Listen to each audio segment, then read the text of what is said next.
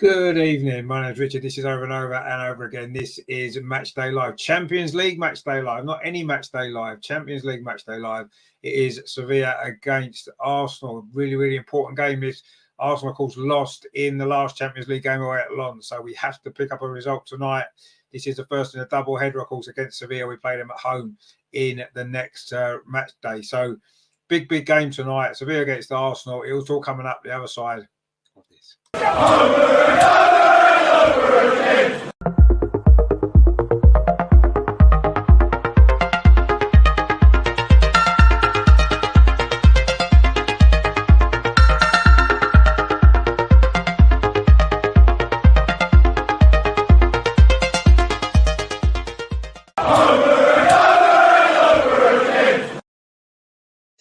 So, welcome along to Matchday Live. We are going to be bringing you coverage tonight of the Champions League. It is the group stage. It is Matchday 3. It is, of course, Sevilla against Arsenal.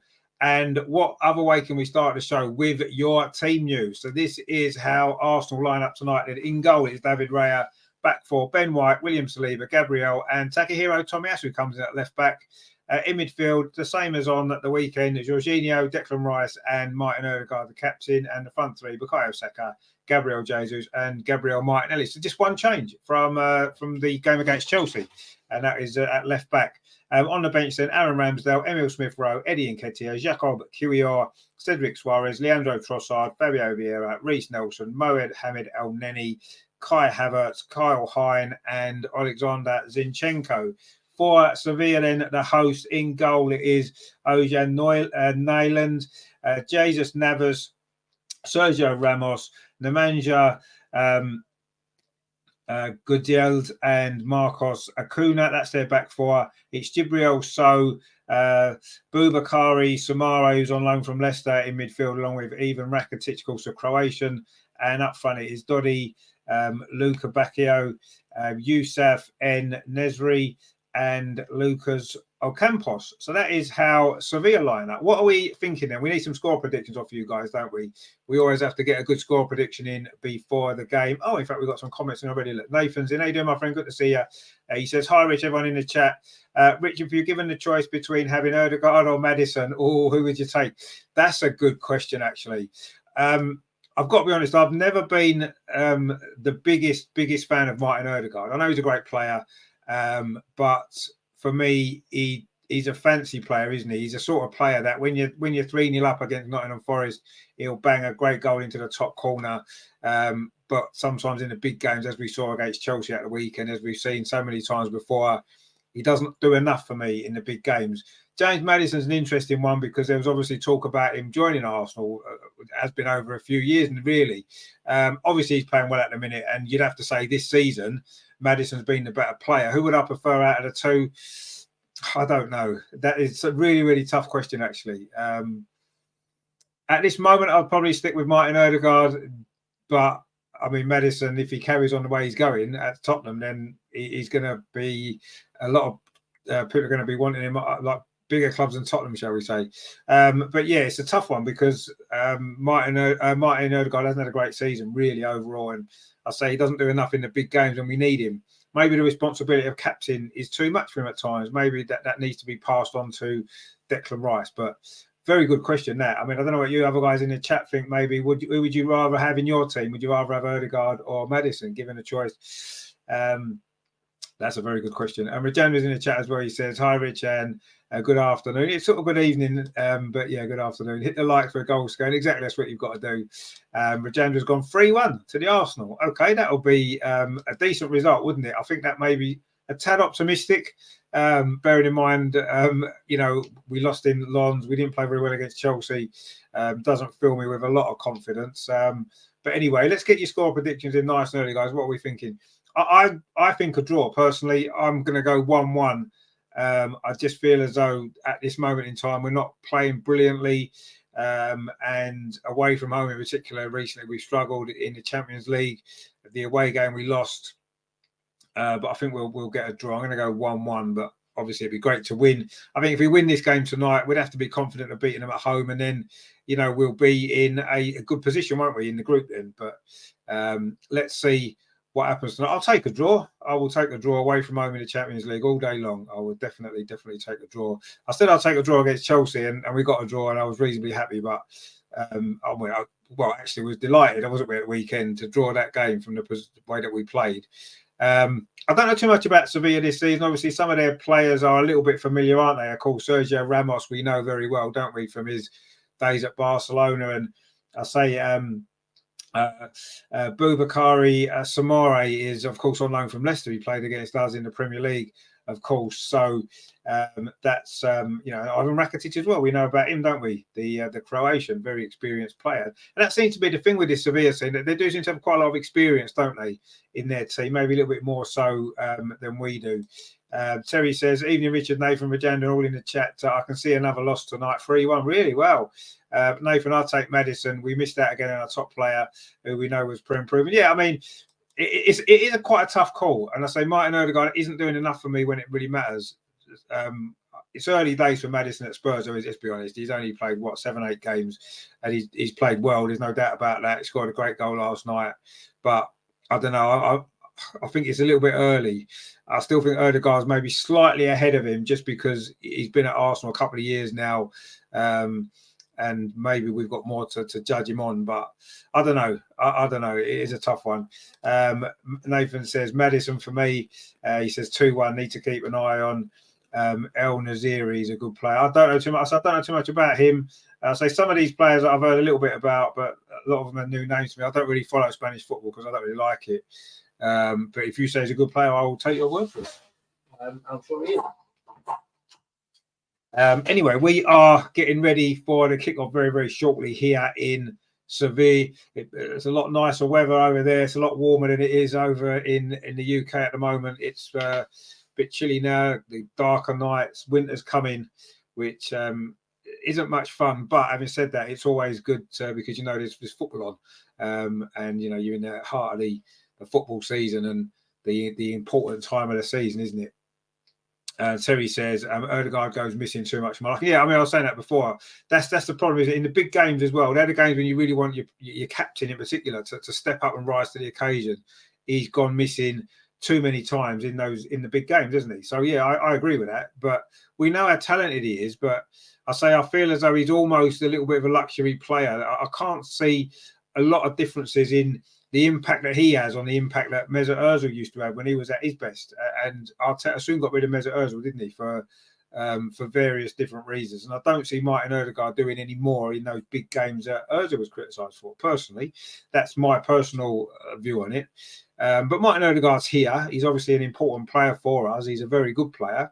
He just needs to do more when it matters. And tonight's an opportunity, isn't it? A tough away game in the Champions League. He didn't play particularly well in the last one. He didn't play particularly well against Chelsea. We need a big performance from the captain, don't we?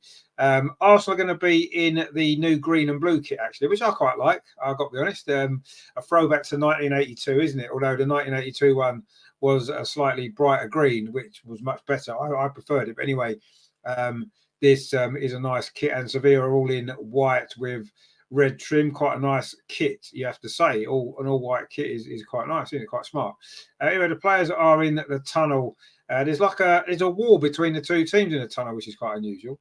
You don't often see that at many grounds, do you? So the two teams are separated. Usually that's side by side, aren't they? Which is quite good. You get a little bit of atmosphere, don't you? And a little bit of needle sometimes. Although these days it's all handshakes and cuddles, isn't it, in the tunnel? Not like Patrick Vieira and Roy Keane that time. I kind of miss those days really, when it seemed to matter more, didn't it? I'm not saying it doesn't matter to these players. I'm sure it does in their own way, but it's different, isn't it, now?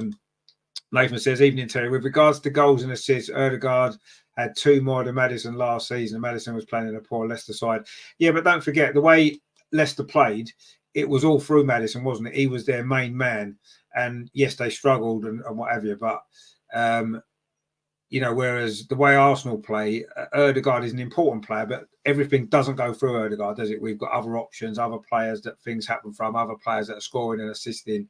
And I think that it's more spread around. At Leicester, it was very much Maddison and 10 others, wasn't it? Especially last season. He's now at Tottenham. He stepped up a level because, whatever we think of Tottenham, they are a level above Leicester, aren't they?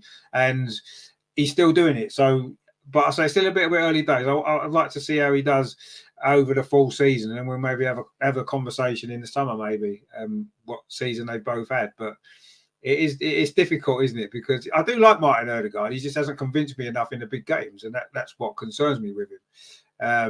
But James says that Ødegaard was marked very well, and the back midfield were also marked, so they couldn't get the ball to him to do his magic. Yeah, I know, but you see, that happens, doesn't it? You've got to be good enough to still get influence. If you're the captain of Arsenal and you want to be considered as one of the top players in the world, you've got to be able to rise up. But no one's going to make it easy for you, are they? You know, the opposition are going to stop you from playing. Of course they are. That's what their job is. And your job as one of the top players in an Arsenal side has got to be to rise above that and be able to deal with it. And that's what he hasn't always been able to do, has he? And that's a criticism that I think is fair of him.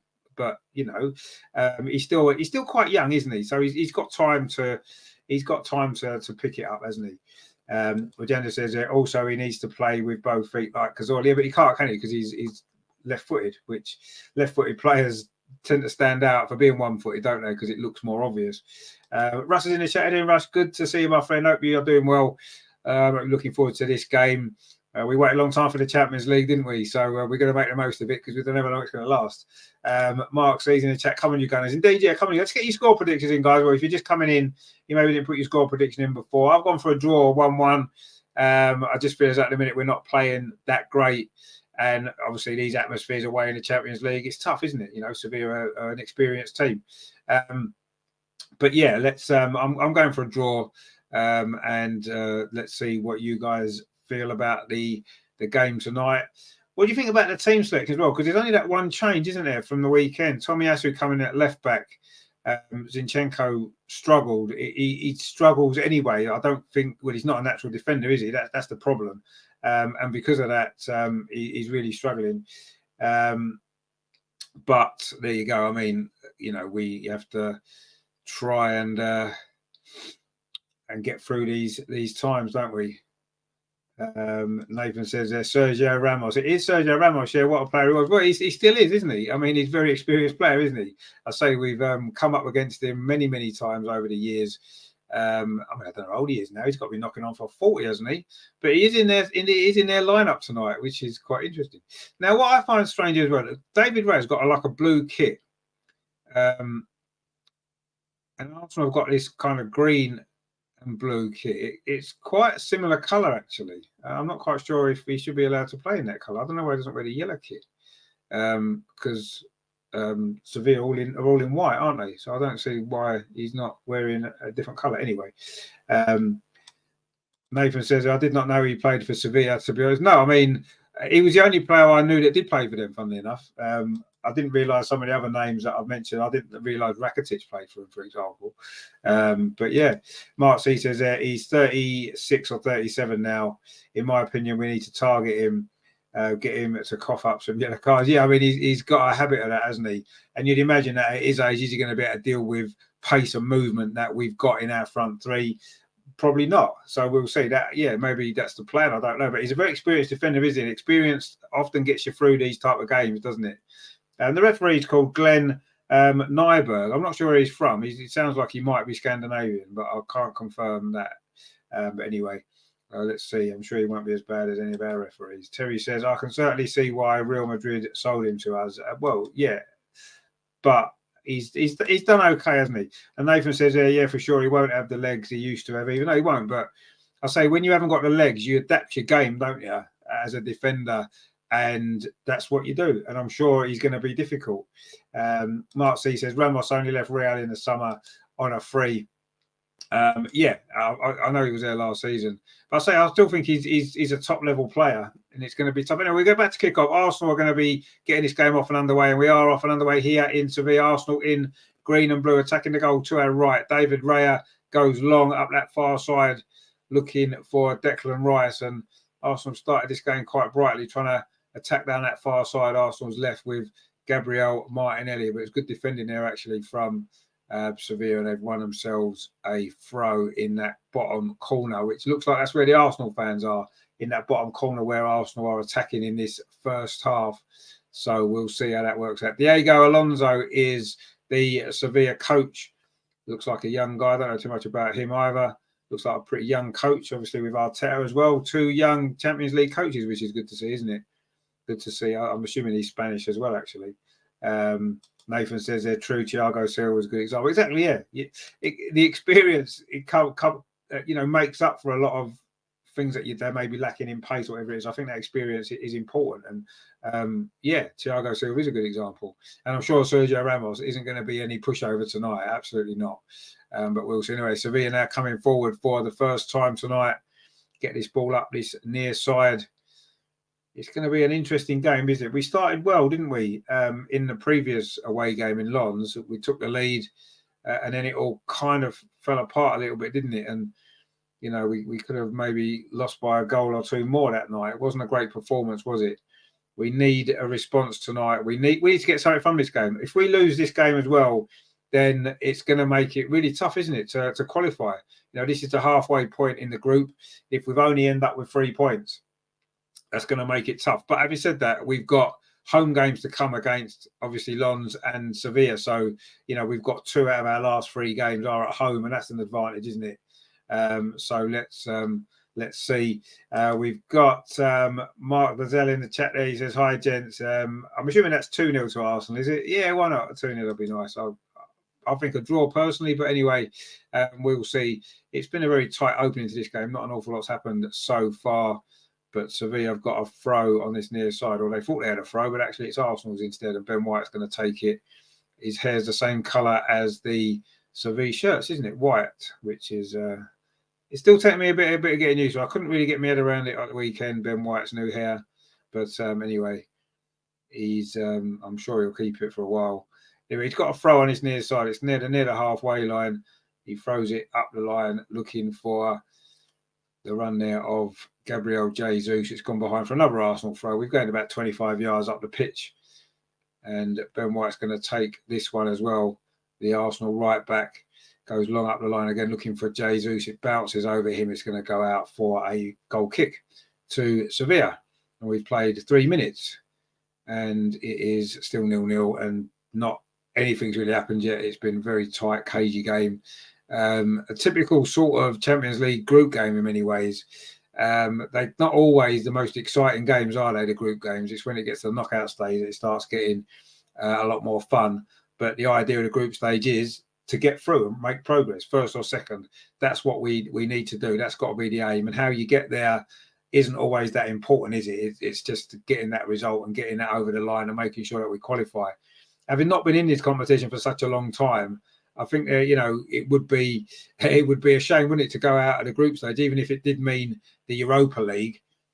We've just got out of the Europa League, haven't we? I personally don't mind it as a competition, actually, but even in the Champions League, you want to do as well as you can. Anyway, Saka just won a free kick. He was just pushed off the ball there by Marcos Acuna, the Argentinian, a typical bit of Argentinian defending actually there. Very, very physical, and I'm sure he's going to do that with Saka all night, you would imagine. Knowing that Saka obviously is the threat, isn't he? He's always a threat in every game that he plays. Mark C says the ex-City player Navas is playing fullback for them. He's 37. They've got experience, shall we say, experience in their team, haven't they? I said that before, they have, but sometimes that can count for a lot. We'll have to see. Mark Dazell says there, Jesus to score. Maybe he will. He scored in the last Champions League game, didn't he? Let's see. In fact, he scored in both of them, hasn't he? Maybe he might make it 3 in a row. Anyway, we've got a throw again on this near side. Ben White against taking it. This one's up in line with the penalty area. Sevilla don't really deal with that particularly well, but they do now. It was, in fact, Sergio Ramos who cleared that one away, but it's recycled back in towards the penalty area again by William Saliba. And this time it is cleared away by Sevilla. That's a long ball forward. And David Raya is just going to pick this up. He was just outside his area there. Let it run across him so he could get back in the box and pick the ball up. It's quite an important night, isn't it, for David Raya? Because he's been getting quite a lot of criticism, really, which I don't necessarily think is always fair. Yes, he's made 1 or 2 mistakes. I'm not going to deny that. He has. Against Lons, his bad ball out. We conceded a goal against Chelsea. We know the mistake he made in that game. 1 or 2 others, but he's new into the team. He's only played 6 or 7 games, and it's he's going to make mistakes, isn't he? And I don't think that saying, oh, he needs to be out of the team and Aaron Ramsdale should play is the answer, because Aaron Ramsdale's made a lot of mistakes himself. And I don't think he's better. I think David Raya's a better goalkeeper. So let's give him more of an opportunity. Let's, let him settle in a little bit more first, and then we'll go and maybe reassess it at Christmas and see how he's doing. But I'm happy with him at the moment. And obviously, Arteta's brought him to be number one. Arsenal with the early chance. Oh, shot there came fizzed in from Martinelli, I think it was, and it's just gone behind at the near post. I think the goalkeeper, Nyland, had it covered there. But an early opportunity there for Arsenal. The first, it was Tomiyasu actually with a shot. Wow. He's never scored, has he, for Arsenal? It was Martinelli played the ball to him inside the box and he lashed that one, but it hit a water bottle just next to the goal that the goalkeeper's got. In fact, loads of water bottles there, and it's gone behind for a goal kick. Terry says, I just want to win something, don't care what it is. I just can't see it happening under Arteta. Terry says, at least Raya ain't Havertz, or we'd be in big trouble. Yeah, if he was a Havertz of goalkeeping, we'd be in trouble, wouldn't we? No, I mean, I agree. I want to win something, definitely. I mean, I think Arteta needs to win something this season with the time he's had, with the money that he's spent. Honestly, he's got to win something, hasn't he? And what will that be? We'll have to wait and see. Mark C says, Terry, we're long overdue to win something. We are. Are we good enough to win the Champions League as things stand when we've not been in it for so long? I would say probably not. So I think if we're going to win something, it's going to have to be one of the other competitions, isn't it? We're still in the League Cup, of course, so we've got an opportunity there. We play West Ham next week. Obviously, the FA Cup hasn't started yet, and we are in the hunt for the Premier League still, aren't we? Unbeaten, although we haven't played that well yet. Mark C says, it gets me down. Yeah, it does. Our record in Europe is really poor, isn't it? It is really, really poor. For a club of our stature and, the number of trophies that we've won and what a big club we are, our record in Europe is actually almost embarrassing, isn't it? When you look at it, 3 European trophies in our entire career, and all 3 of those trophies are no longer played for, are they? The Fairs Cup disappeared a long time ago. Actually, it's only 2 European trophies, isn't it? And the Cup Winners' Cup has also disappeared as well. We need to win a European trophy. Anyway, we're coming forward now with an opportunity to score. It's an opportunity for Martinelli, and he can't take it. A one-on-one with the goalkeeper. The goalkeeper came out there, Nyland. A good save, actually. Has a big chance there for Arsenal to take the lead. Good move, actually, it was. It started over on that left-hand side. The ball was played forward. He was onside, Martinelli, actually.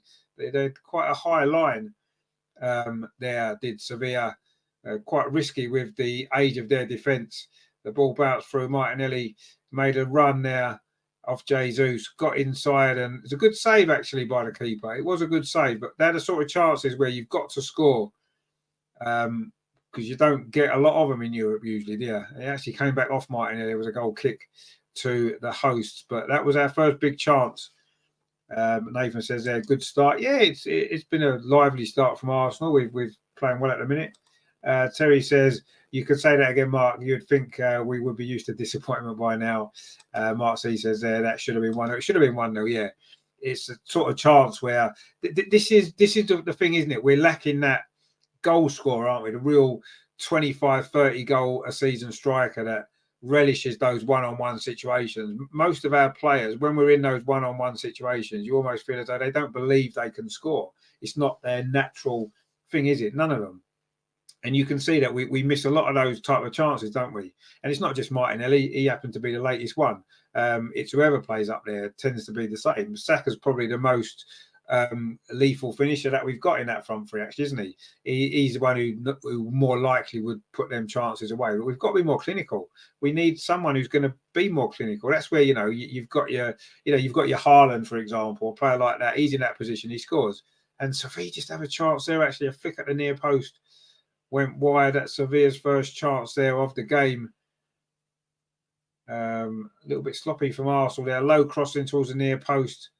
Gabriel there. A little bit slow to... Was it Gabriel? Was it Gabriel? I think it was Gabriel. Yeah, a little bit slow to react there as that cross came in. And it was poked just wide of the near post. Mark Dazel says there, I was primed at 26 years of age, now just a relaxing man working on my ideas. Saliba to score a header. Well, he might score a header. He might well do. We've played 10 minutes. Rajendra says Martinelli. Oh, hang on, I've got other things on the screen. Martinelli believes. Well, he didn't look as though he believed then, did he? Someone with belief, they run through and you believe with them because you see him run through and you know they're going to score.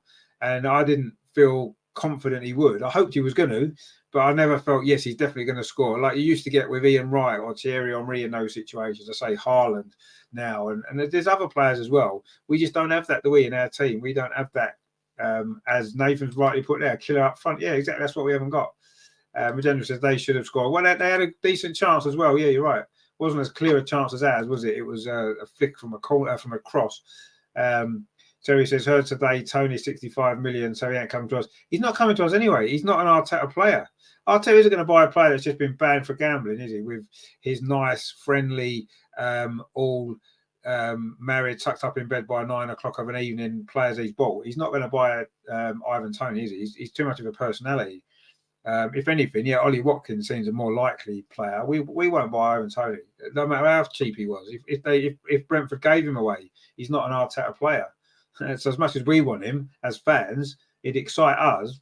There's absolutely no chance Arteta's buying Ivan Toney. Absolutely no chance whatsoever. So we need to forget that one and look at who else we might sign. You've got to think in 4 years, he's bought one striker, and that's Gabriel Jesus, who one he works with before, and two isn't a striker. He's more of he's a forward. He's like a false nine, isn't he? So, you know, that's what we're looking at. And Arteta isn't going to suddenly change his philosophy now and go out and buy a 30-goal striker. He had one, didn't he? And got rid of him quickly enough. Anyway, Martin Odegaard, Gabriel Jesus finds Gabriel Martinelli over on that far side. His big early chance, 11 minutes played. Can he get a cross in? It has been a decent start from Arsenal, but we need to take our chances, don't we? When they come along, and we didn't do so. We didn't do so there, did we? You know, I'm just having a little bit of problems with me stream at the minute, but anyway. This has gone back to bloody 9 minutes. That's no good, is it? We're well past that stage of the game. Oh, here we go. That's better. Mark C says there, at the levels we play at, when you're in a 1v1 through on a keeper, you've got to score. Exactly, yeah, that's what I'm saying. But it's almost like a belief, isn't it? And we feel that as fans, don't we? There's certain players when they're one-on-one with a keeper, you know they're going to score. And you're shocked when they don't, aren't you? You're like, oh, wow, I didn't think he'd missed that. And then suddenly, with any of our players, really, you don't feel that confidence. If they score, you're like, oh, wow, brilliant, they've scored. But you don't expect them to score in those positions very often. And I didn't expect Martinelli to score that. I hoped he would, but I didn't expect him to. Nathan says, Isak. Well, I mean, he's a good player, isn't he? I mean, he doesn't miss too many one-on-ones, does he? I think I'd feel more confident if we had Isak bearing down on goal in a one-on-one, maybe. I don't know. I mean, he certainly scored some good goals, isn't he? Terry says, when you say he ain't an Arteta player, do you mean Tony has a winning mentality? Well, he's just got a personality, isn't he? He's a character. And that isn't what Arteta really wants, does he? You can tell by all the players he's bought. If you're profiling a player, most of Arsenal's players that Arteta has brought in, which is most of his team, they've got that same character, aren't they? They're very, very similar. And Tony's completely different. And I can't see Arteta buying him for that reason. Is it a winning mentality? I don't know. He's not won too much in his career, has he? I like Ivan Toney a lot, and I'd love him to play for Arsenal, but it's just not going to happen. Mark C says, we're knocking it around well. Yeah, we are knocking it around well, but we're not really causing him too many issues. Just that one chance. Magenda says, I expected him to score. Well, you may well have expected him to score, but he clearly didn't expect to score, and I certainly didn't expect him to score. I hoped he might. Magenda says, so you don't have enough belief. Yeah, but it's not me that's taking the chance, is it? I'm sitting here watching. It's Martinelli himself or whoever it is in that position. They've got to have that inner belief in themselves that they're going to score. And I don't get the feeling that he does generally in that situation, and he did then. So yeah, it's obviously my belief, but it doesn't matter what I believe. Anyway, Arsenal coming for Sevilla were coming forward there. So it was a poor click out from David Raya again, and he's just done it again. And Sevilla picked up the ball. Oh, that's nice play from Samare there. Plays it out to this near side. Cross comes in from Rakitic. I think he got a deflection off William Saliba, and Martinelli now over on that far side, but he's tackled again by Samare. In fact, the referee has given a free kick, and Martinelli's gone down inside the centre circle. Terry says, do as they're told, players. Yeah, I mean, I think that's I think that's probably right. Yeah, I think that's what it is. Actually, it is. That's exactly what it is. And Tony's not that sort of player, is he? Did you show that foul again? Actually, I mean, it's a firm challenge, shall we say, from Samare there in midfield. And the referee didn't like it. He's given a free kick. Martinelli's okay anyway. He's back on his feet again. Arsenal got a free kick inside the centre circle. Russ says Ramsdale should be number one. Why? Why should he? He's crap. Honestly, well, okay, no, he's average. He's an average goalkeeper. He's made far too many big mistakes over the last couple of years, and Arteta's bought Raya to replace him, and that's what's happening, and that's fine. I've got no problem with that because Raya's a better goalkeeper than Ramsdale. I don't think either of them are the world-class goalkeeper that you need if you're going to win things, like big things, but Raya's the better goalkeeper out of the two. The referee just got in the way twice there, but he was going to allow play to go on. It was only because he got in the way twice, and then we got the ball, and we had a bit of a counter-attack there. The ball came off the referee. I don't think he had much choice there other than to give a drop ball. But for some reason, Sevilla aren't very happy. I'm not quite sure why, because it's kind of done them a favour because the ball actually fell to Gabriel Jesus, I think it was. Anyway, he's going to drop the ball, and it's going to be, and Sevilla are just going to get the ball, I think, unchallenged. I believe that's what the result is, because it did come off the referee and did fall to one of our players. So I think that's the right decision in terms of the rules of the game. But anyway, the ball's gone back to the goalkeeper now, and he plays it out to this near side long ball up the line, but it's gone out for a throw. The game just got a little bit scrappy in the last couple of minutes. That was Sergio Ramos with that clearance. And it is a throw. Again, Ben White's probably taken more throws in this game, had more touches throwing the ball in than any other player on the pitch, maybe, in these opening 17 minutes. He's going to take another throw in there, 4 yards inside the Sevilla half, throws it back to Jorginho. And Jorginho's going to play this forward for Arsenal. But it's just an aimless ball, really. And there's a Sevilla defender underneath it, and they can now try and get the ball forward themselves up this near side. But the ball's gone back again to Sergio Ramos. And Sevilla just get a little bit of possession inside their own half. Arsenal it's a half press, isn't it, from Arsenal, really? It's not a big press. Russ says there, time to sell Partey. Yeah, I mean, he's not in the squad today. I don't know if he's injured or what situation. He was on the bench at the weekend, didn't come on. He's not in the squad for this game. Maybe his days are numbered. To be honest with you, well, now we've got Declan Rice. Declan Rice is the better player, isn't he? I don't think there's any doubt about that. Declan Rice is an absolute Rolls Royce of a midfield player. And if we sold Partey, it wouldn't be the end of the world. He's always injured anyway. As good a player as he can be on his day, I'm more than happy with Declan Rice. Terry says, did anyone answer my question earlier? Why has Sevilla got Arsenal badge on the side of their ground in ceramic tiles? I didn't know they had. I've not seen that. Have they got an Arsenal badge on their ground, have they? Sevilla. I wonder why they have done it. There'll be a reason. There must be some sort of link somewhere between the clubs. As far as I know, we've only ever played them once before in a competitive game, which was in a group stage of the Champions League, wasn't it? Or a few years ago now. We did play them in a pre-season friendly. Was it last year when we beat them? Was it 6-0? Was it at the Emirates Cup? I think it might have been, wasn't it? Anyway, it's not like we've got a big history of playing Sevilla in Europe, is it? Mark C says, I'd like to see Patino added to the senior squad next season.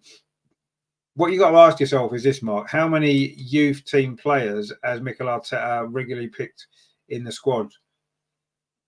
Can you think of any? I can't think of any at all. So I don't know. Is it likely that he's going to? I'm not really sure. Terry says, looks like it's been there years. Okay, there must be a reason behind it. If anybody knows, we maybe try and see if we can find out at half time. We'll have a little research, or we'll have a look on, see if we can find a reason as to why they've got an Arsenal badge outside their stadium. Which is it the new badge, Terry, or is it the old one? Is it like the original canon, or is it the comedy one that we've got now? We'll find out at half time anyway, see if we can find any information out. That's our task during half time, isn't it, to find out why that's there. But we're coming up to the 20-minute mark here, and it is a throw to Sevilla on this near side. Russ says, Sevilla have had about 50-odd different club crests around their stadium. Oh, is it? Is it just like like the thing that's behind me, lots of different kind of flags and stuff. Is that what it is, rather than any particular links to Arsenal? I wonder what the reason is behind it. There must be a reason why they've got all the crests of all the different clubs. Mark C says Saka and ESR are homegrown. Yeah, they are, but they were already in the squad, already in the first team squad before Arteta came. He didn't promote them from the youth team into the first team, did he? They're already there in the squad. So slightly different. Plus, as well, those two, well, certainly Saka is a generational talent, isn't he? Look, where's ESR now anyway? Where is he? He's on the bench every game and he never plays. Anyway, that's the situation, isn't it? There was that young Nathan who came off the bench once last season for 2 minutes as a PR stunt, and he's not been seen again. And it just doesn't happen, does it? The only time he's had youth team players on the bench when we had so many injury problems over the last year or so, and they've never come on. Russ said it's a design feature. When the ceramic was put into the stadium, we hadn't even played Sevilla.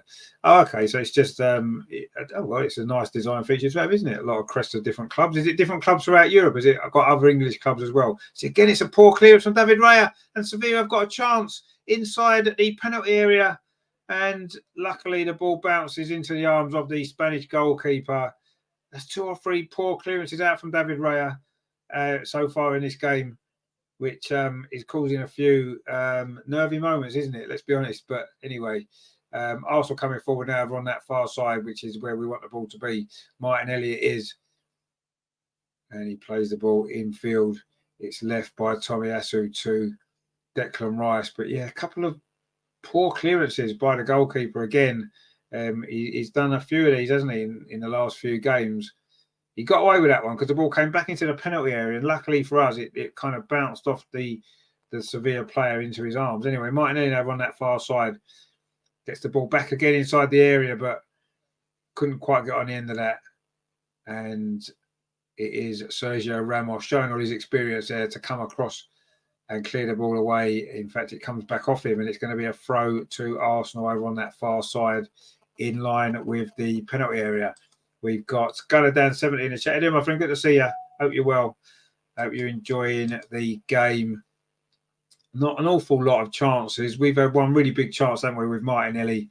A one-on-one with a keeper who made a decent save. And then Sevilla have only had one real opportunity. It was a cross from that far side, and it was a flick at the near post, which went wide. Anyway, Arsenal have a chance. Ball played into the box. Gabriel Jesus chips it over the top. And it's gone behind for a goal kick.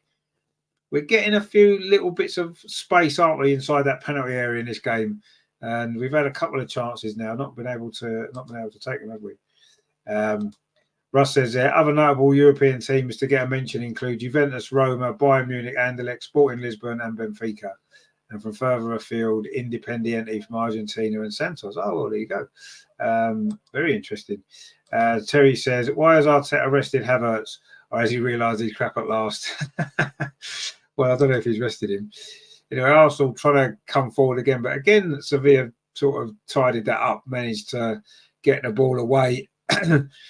They do look a bit shaky at the back, actually. But so far, we haven't really managed to punish them, have we? Ben White with his throw into the box, headed away again by Sergio Ramos. And in fact, it's a free kick to Sevilla. Not quite sure why, actually. Rajendra says we've had 3 opportunities. Yeah, we've had 2 big opportunities, haven't we? Which, well, I don't know, one big opportunity and a couple of half opportunities. Tomiyasu's one was just an instinctive shot that was always going off target. Gabriel Jesus put one over the top.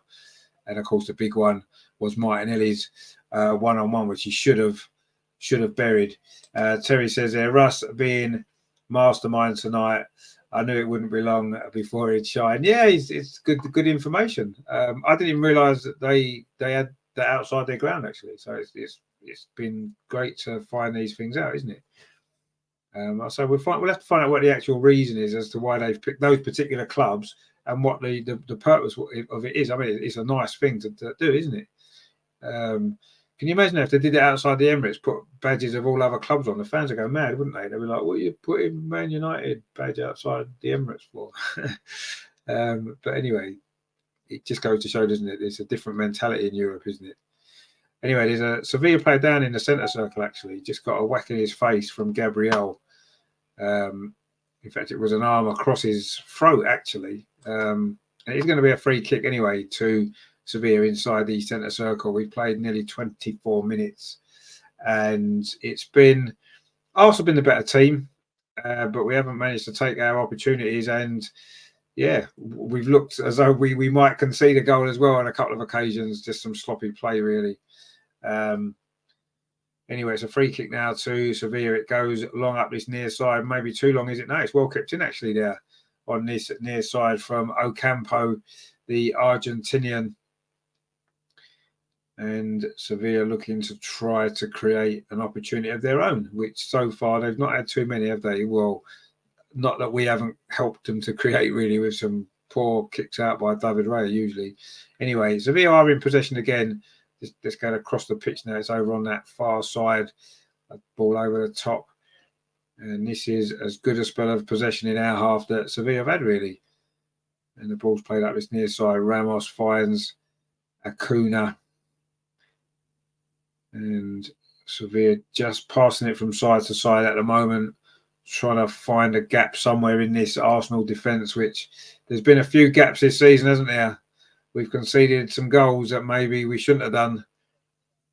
Anyway, they're coming forward again on this near side with Rakitic, the Croatian, of course. Another very experienced player, isn't he? Sevilla are full of them, aren't they? Full of experienced players.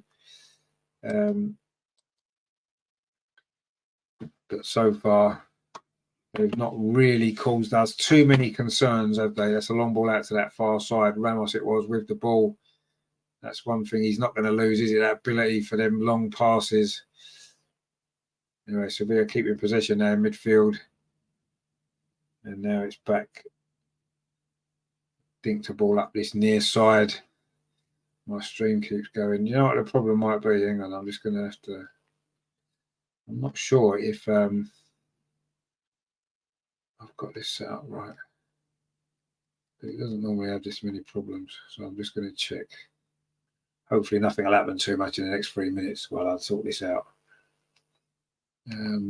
We'll see. Let's have a look.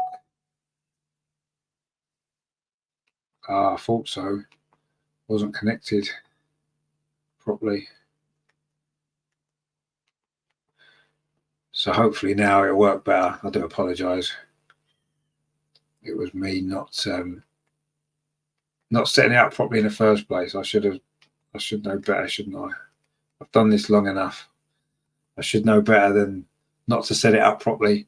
Anyway, we're back in business now, so I do apologise for that little break there. Hopefully nothing's happened that we've missed. Just going to have to find the right channel again, which is there. And now we should be okay. And we are. And we're back. We're back involved again. Mark C says there, what a waste of a corner. Yeah, I didn't see that, unfortunately, but anyway, we're back now. Was it a short corner, was it again? We do too many of them, don't we? Terry says there, oh, Warren Richard up, let's all put goal in the chat. I'm back now, so it's fine. You're not going to fool me this time. It would have been funny, I suppose, at the time. Anyway, Arsenal in possession on this near side. Bukayo Saka just plays it square into midfield. Jorginho lays it off to Martin Odegaard. We've not seen too much of Martin Odegaard in this game, have we? Ben White now, who's got the ball at his feet this time. He's took a lot of throw-ins, but this time the ball's at his feet. Dinks one over the top, looking for Bukayo Saka, just overhit a little bit. And it has run through to goalkeeper Nyland. We've played nearly half an hour. It's raining in Spain, and the rain in Spain falls somewhere that it shouldn't really. Anyway, it is Sevilla in possession. The ball goes back to the goalkeeper Nyland, who made that one really big save, didn't he, from Gabriel Martinelli. And that would have been the opportunity for Arsenal to get in front, as we did in London, of course, a few weeks ago. And we're in possession over on that far side with Gabriel. Plays the ball square into midfield. It's Jorginho, the Italian, who hasn't convinced too many Arsenal fans yet, has he? I don't mind him, actually. I think he's done okay in the games he's played. Anyway, we're coming forward again now. Declan Rice is trying to battle away for the ball. He's been fairly quiet in his first half, as indeed he was on Saturday against Chelsea, wasn't it? It wasn't until the second half that he came alive, really.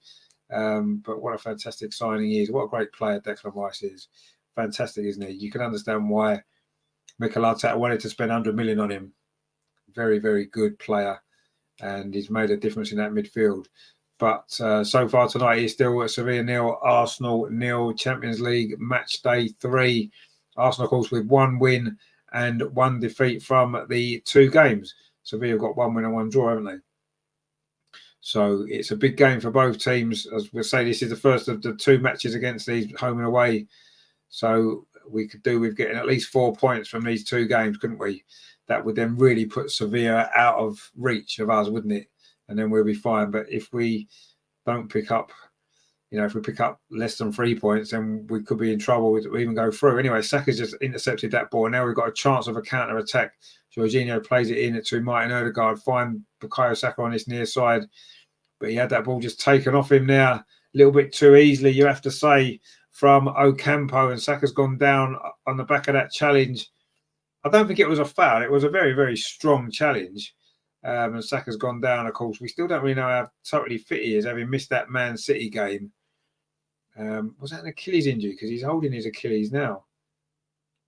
I mean, he was caught there. It was a good tackle, to be fair. He just let the ball go a little bit too far away from him, and it gave the opportunity for the Argentinian just to step in front of Bukayo Saka, which he did. And he did catch him there. And it looks a bit of a nasty one, actually. I say, especially as Saka's had an injury there before. And it was, of course, in the Champions League game last time, wasn't it, where he picked up that injury. Mark C says there, Saka got clattered.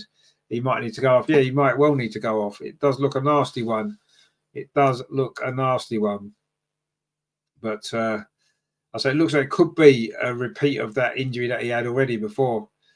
This isn't looking good, is it? It isn't looking good at all. Nathan says, not a great game so far. Lack of creativity. Need Odegaard to go up a gear. Yeah, no, I agree. It's not a great game. It has been a bit slow, a bit ponderous. And although Arsenal have been the better team, there's not much in it, really, is there? And that doesn't look great, does it? On that, when Saka goes down, it doesn't look great at all. Let's hope he's going to be okay. He's back on his feet again, anyway. Let's see if he can run this off. Still looks to be in a little bit of pain. There is some movement on the bench. Eddie Nketiah is warming up. Eddie to the rescue, eh? Terry says there, don't they say when something good happens, that is countered by something bad? I'm not going to mention Havertz. Well, I mean, again, a bit like the goalkeeper, I do think we need to give Kai Havertz a bit of time. I don't think we can totally write him off yet. But yeah, it's not been looking great for him, has it? Let's be honest.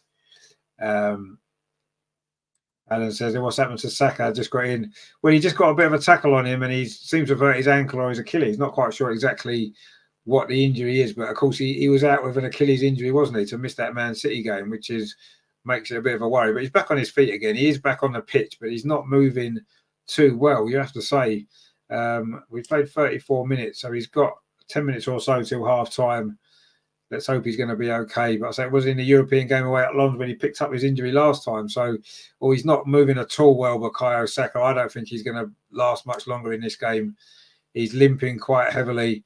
He goes to try and close the ball down there and he's not moving at all well. And Declan Rice wins the ball but actually commits a foul.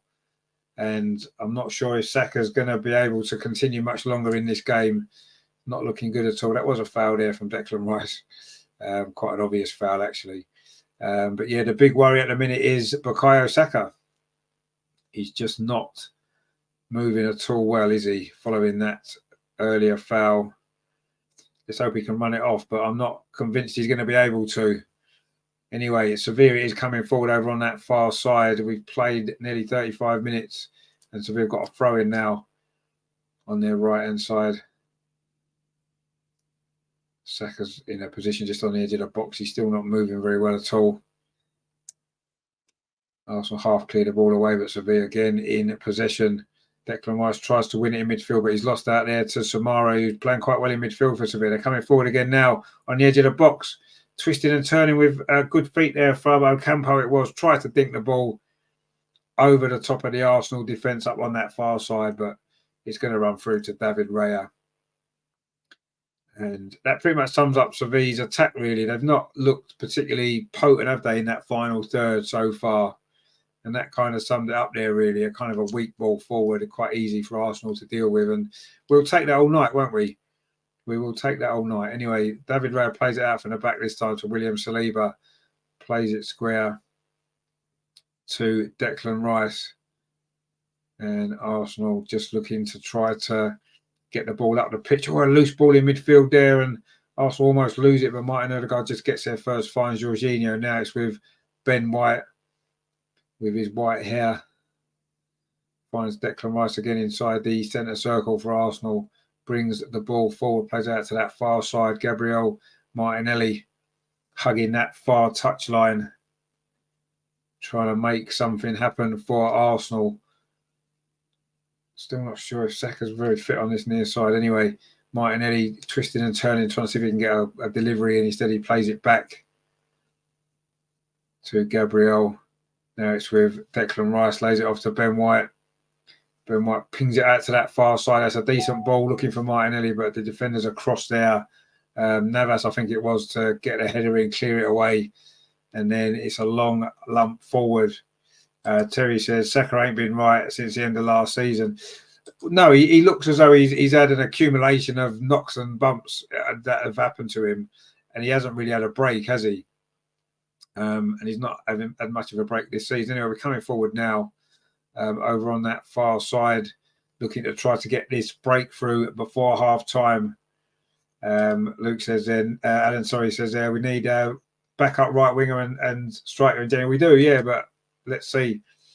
I don't know. See, we've got Reece Nelson. Maybe Reece Nelson could have a bit more time, to give Saka a rest, maybe, because I don't think he's done anything wrong, has he? Reece Nelson, when he's played, maybe he's an option. I don't know, but I don't know if we've got any money left to spend. Have we? We've spent so much in the last couple of transfer windows. I don't know how much more money we've got. Anyway, my stream's decided it wants to freeze now, which is good, isn't it? Just as Arsenal are coming forward. Let me just see if I can get a better one somewhere. Alan says they miss Party as well. Yeah, I mean we do, but we've got Declan, haven't we? He's done really well, hasn't he? So I don't know. Mark C says there, Martin needs to improve his left foot. He gets that half a yard where he could stick a cross in. But he cuts back inside onto his right. He does it all the time, yeah. I mean, see, that's what Saka's improved, hasn't he? He used to do the same, didn't he? Now he will go on the outside and put a cross with his right foot, won't he? So yeah, it's something he needs to improve. I agree. He definitely does, and it will make him more dangerous, won't it? Make him more dangerous opponent to face if you can go around the outside and go in the inside as well. I don't know what's happened to my stream, actually. It's gone really stupid tonight. Normally it doesn't do this. Anyway, Nathan says Martinelli is down. Is he as well? Oh, that's not good news, is it? Injuries piling up. Alan says their Party links with Saka and White well down the right. Deck tends to be more on the left side. Yeah, he does, but I don't know. I just like the way he links the play up, Declan Rice. I just think he's really good at that, isn't he? I mean, I'm not saying Thomas Partey is a bad player, because he's not. He's a very good player, but he's always injured. And I do feel Rice is a better overall player. Having them both in the team, can they both fit in there? Yes, potentially. At the expense of who, though? I don't know. It's a tricky one, isn't it? Anyway, I'm not getting much joy with these streams at the minute. I don't know whether I need to find something else. I thought it was because I wasn't set up properly, but I don't know. I'm sort of set up properly now. And anyway, let's have a look and see if I can find somewhere else. I'm not really sure what's happening with this one. It's just doing me head in now.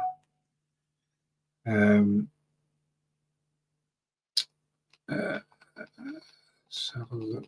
What have we got?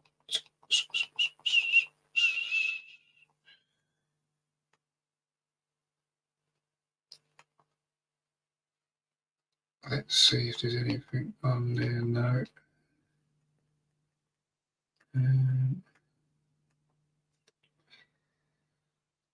I don't know what's happened to this. It's just gone a little bit Pete Tong. It has gone a little bit Pete Tong. Anyway, hopefully nothing's happening. Nothing's happened so far in the game, really.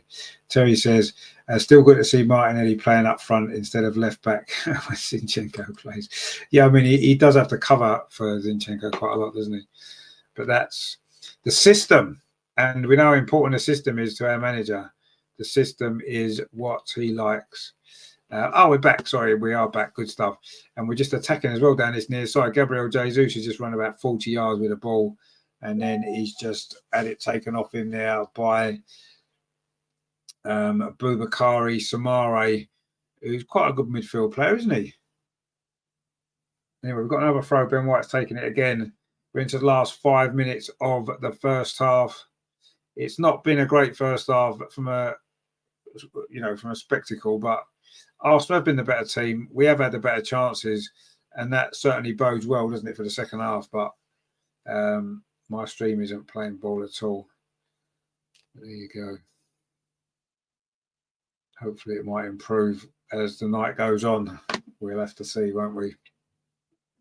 But at the moment, it is not really playing.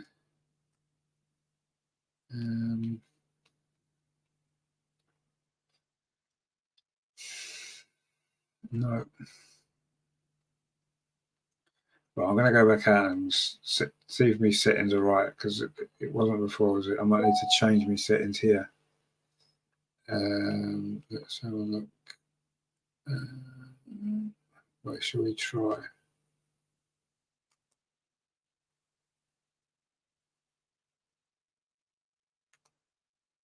Well, I'm going to try a different one. I'm going to try a different one, guys. Let's see if we can find a different one to work. Hopefully changing this might not only improve the stream, but what it might actually do is it might make the game a bit better as well. We might actually get a goal or two to be celebrated, because we've not there's not been too much to get excited about in this game, as there so far as we approach half time. It hasn't been the most exciting game of football that we've ever seen, but we're playing okay. And I said before the game I'll take a draw, and I'm not really going to steer too far away from that. I still think a draw will be a decent result, even though so far we have been the better team without finding the net. Oh, this stream's going all the way back to the 37th minute. This is no good, is it? What is happening here? It's a bit of a nightmare this tonight, you know. I don't know what's happening. Oh, here we go. We're back on where we should be now. Anyway, it's still 0-0, guys. You haven't missed anything. Not that there's been much to miss, because it's not been a great game, as we said. Anyway, Arsenal now, Ben White on this near side, plays the ball square in field to Jorginho. And again, Arsenal falls back. And it's now back with William Saliba, just right on the edge of the Arsenal penalty area. William Saliba plays up his near side to Ben White again. Look to play a ball forward. It's not a great ball, actually. And it was Sergio Ramos stepped in ahead of Bukayo Saka. And Sevilla have got possession as we come down to the last, 1.5 minutes, of the first half. There'll be a little bit of stoppage time, won't there, because of Saka's injury that requires some treatment. Maybe 3 minutes. There might be 2 or 3 minutes. So we'll see. Anyway, it is Sevilla coming forward now, but that's not a great ball either. Easily cut out by Tomiyasu. Terry says there, Arteta supplying you internet. He might well be, actually. He might be supplying me internet tonight, because it's just it's not working efficiently. Anyway, it is Sevilla coming forward. I mean, Arsenal have worked reasonably efficiently tonight, haven't we, so far? We have been the better team, but when you're on top of games, it's important to get a goal, isn't it? Because we've seen how easy it is to concede from a set piece, a mistake, easily done. And then suddenly you find yourself behind in Europe away, and it's tough, isn't it, to come back in these games? It's not easy. So, although we have been the better team, we haven't got the goal. And we're into the last minute now of the 45. I'd expect maybe 3 minutes. I know sometimes in Champions League games you don't have as much stoppage time there as you generally would get in the Premier League, but I still think there'll be 3 minutes, I would imagine. Anyway, Sevilla in possession over on that far side. Are they going to find the goal before the break? That would be a real blow, wouldn't it, to Arsenal, who have played pretty well in this first half overall without creating too many problems for the Sevilla defence, who got an average age of 52. Anyway, Sevilla is coming forward over on that far side. Are they going to be able to get the ball into the box or maybe really test this nervous, a little bit nervy-looking Arsenal goalkeeper? The cross comes in, but that's a nice, comfortable save for him. That's what he likes, doesn't he? A nice, easy take at the near post. That'll help him to settle down a bit, because he had a few shaky moments, hasn't he, in this first half, as indeed he has in a few of the recent games as well, hasn't he? David Raya, back, of course, in his home nation of Spain, isn't it? So it's good for him, I'm sure he's seen some family and stuff while he's been over here. But anyway, he just rolls the ball out to this near side to William Saliba, just inside the penalty area. Plays it in to midfield to Jorginho, finds Declan Rice. Declan Rice now plays the ball forward, looking for Tomiyasu. Martinelli is over on that far side, where he seems to have spent a lot of this first half over on that touchline. He's got the ball now. There's going to be 4 minutes of stoppage time. There you go. I say mainly for that Bukayo Saka injury. He seems to be moving a little bit more freely now, Bukayo Saka, actually, as we approach half time, which is good news, isn't it? Maybe he's been able to run it off. But we'll see what happens at half time. Will he reappear for the second half? We'll have to wait and see. But he seems to be moving a little bit better now than he was. Ben White on the ball now. Will he look for Bukayo Saka? Them two link up, don't know, pretty well down this near side. But in fact, the ball's gone through the middle instead. It's played forward, looking for Martin Ødegaard. Hasn't really had much impact, has he, so far on this game? But that pass has cut out. Not a great ball, actually. And now it is Rakitic bringing it forward for Sevilla. Oh, there's a great chance here on the edge of the box. Inside the box, a shot comes in. Oh, it's across David Raya. That was probably the clearest chance of this game for Sevilla. Probably the best chance since the Martinelli one early on. Inside the box there. Was that Rakitic on the end of that? Or was it Luca Bacchio? It wasn't. It was En-Nesyri with that effort there. That was good play from Sevilla, actually. It's probably the best that they've put together. Nice ball through the centre. The ball fell to just on the edge of the box, took a touch, and then whipped a shot across the goalkeeper, David Raya. Nice move it was. He got into the box there, took a touch, and just past that far post. That was a good effort, actually, there. Got a nice touch and then got the ball out of his feet and hit an early shot across the goalkeeper. Just went wide, actually, which was lucky a little bit, really, because it was. I don't know if David Raya would have saved it. I'm not sure, but anyway, that is Sevilla's best chance of this game. We've played a minute and a half of stoppage time at the end of this first half. There's due to be 4. And that was the best chance that Sevilla have had in this opening half. A long goal kick there from David Raya. Headed up and away by Sevilla. And we're coming towards half time. The ball's just in the air and Sevilla clear it away. Gabriel steps in. Saka's done well there, actually. In fact, he hasn't done well because it's going to be a foul given against Bukayo Saka. Just trying to win the ball there. I'm not sure if that was a foul, really, but anyway. I don't know. We'll see, but he's been given as a foul anyway. There's nothing we can do. As the stream is decided not to work again. Now it's back on again now. So we are halfway through this stoppage time at the end of this first half. And Sevilla have got a free kick midway inside their own half, which Sergio Ramos is going to take. He just goes square over on that far side. And the ball goes back to the goalkeeper, Nyland.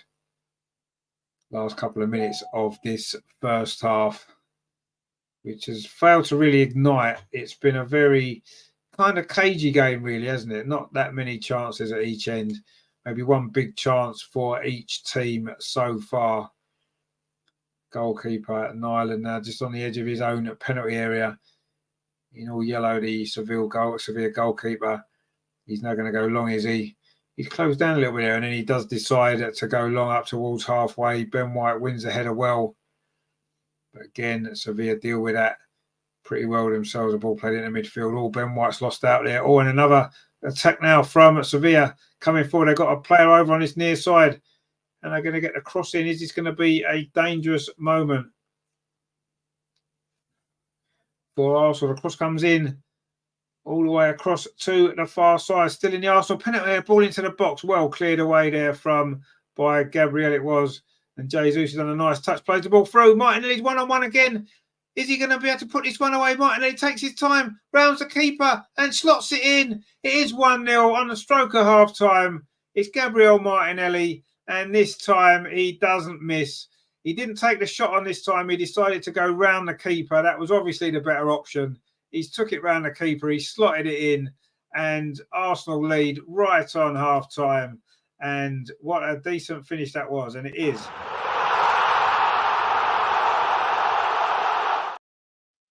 And of course, it only means one thing, doesn't it?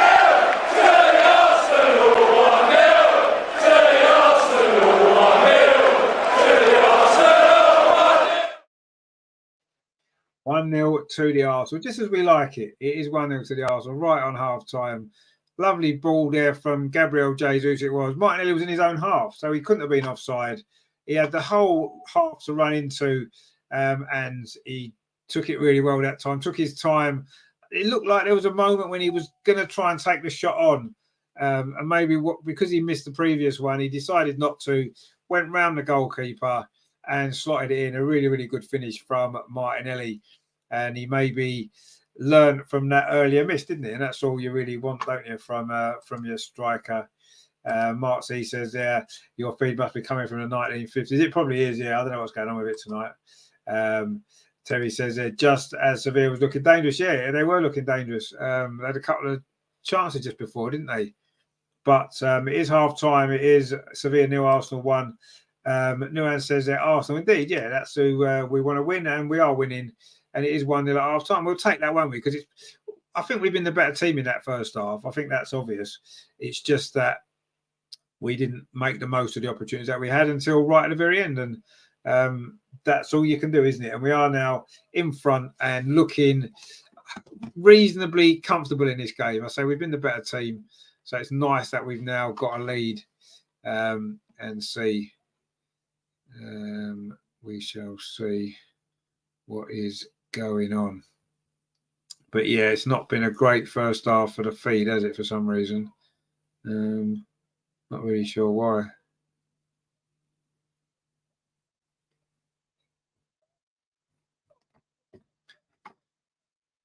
Let's have a look. It is half time anyway, so that's the most important thing. And Arsenal winning, which is the most important thing as well. Gunnar Dan 70 says all other teams are 0-0 except Real Madrid, who are 1-0 up. Yeah, actually, I was going to look at the scores, wasn't I? That's what actually we was going to look at see what was happening with that stadium situation in Seville, wasn't we? Anyway, let's have a look. So yeah, just to run through the scores then. Earlier on in Group A, Galatasaray 1, Bayern Munich 3. So Bayern Munich had won. It was Coman, Kane, and Musiala there with the goals. Icardi scored a penalty for Galatasaray. Man U 0, FC Cologne 0, Lens 0, PSV 0 in our group, and of course we're 1-0 up as we know. Union Berlin 0, Napoli 0, Sporting 0. Yeah, Real Madrid 1. Rodrigo has got their goal. Earlier on in Group D, Inter Milan 2, Salzburg 1, and at half time also in Group D, Benfica 0, Real Sociedad 0. Gunnar Dan says, who's Kane? Well, he scored another goal again. He's got double figures already, hasn't he, for Bayern? Well, I think that move's working out quite well for him, isn't it? Not that anyone's surprised. See, now we don't have to worry about Kane, do we? We can kind of quite like him almost, can't we? Because, you know, he's not playing for that lot anymore, is he? So I've got no issue with him now. If he's scoring goals, he's scoring goals. I'm happy for him. Because we don't have to worry about him anymore, do we? So let's have a look then at the group table, where it leaves our group. So currently, as things stand, we will be top of the group with 6 points. Lens are currently second place with 5. Of course, they're drawing at half time. Sevilla will be third and PSV bottom, of course. But it can all change in the second half, can't it? But it looks as things stand at the moment, Arsenal and Lens look as though they're going to be favourites to go through. But there's still a long way to go yet, isn't there? And just for fun, Man United are actually bottom of their group as things stand with 1 point from their 2.5 games. That's a shame. Imagine if Man United got knocked out of Europe completely. That would be hilarious, wouldn't it? Anyway, let's have a look at the other groups. Of course, the other groups, of course, play tomorrow, don't they? There's a big game in Newcastle against Dortmund, isn't it? If Newcastle were to win that game at St James's Park, we should imagine that they have a good chance of doing so. They would put them in a good position, wouldn't it? Man City, obviously, top of their group, 2 wins out of 2. What do you expect, really? Yeah, it's interesting, isn't it? It's very interesting that the Champions League, as we know, but you're not too many goals in tonight's games, is there? Just the one here and one in Real Madrid. So yeah, and Harry Kane scored for Bayern Munich earlier, which I say we don't have to worry about anymore, do we? We don't. We can be happy for Harry Kane. Surely we can. Anyway, so there we go. But yeah, it wasn't the most exciting game, but it doesn't matter, does it? When you're playing in the Champions League group stage, you just need to get the job done, don't you? And so far, so good. Halfway through, we are through. Let's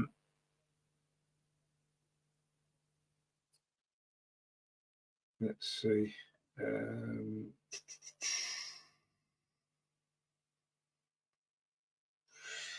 Let's see.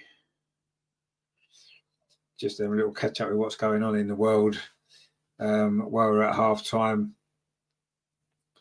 Not a lot, really, actually, if we're honest. Now, I don't know whether or not my phone's had an update, right? And my YouTube app's gone really stupid. I don't like it. Is it everybody's YouTube app? Has the YouTube app been updated and it just looks weird now? It's where things are all different. I don't like it. I just don't like it. Sorry, YouTube. Can you please go back to the old way? Because I'm not enjoying your new YouTube app on my phone. I might have to undo me. I might have to undo the update because I don't know if it is my update. Has everybody's YouTube app on their phone changed in the last couple of days, or is it just because of that update? I'm not really sure. But anyway, if anyone knows, let me know. Actually, what we're going to do is going to look at this Sevilla stadium, wasn't we? That was one thing I was going to do because that's fascinated me since we brought this up earlier. It was one of the more interesting parts of that first half, wasn't it? Because the game wasn't great. So let's have a look. So let's have a look at the Sevilla stadium. It is called the Ramon Sanchez Pizjuan Stadium. So let's have a look then. What is the story behind that?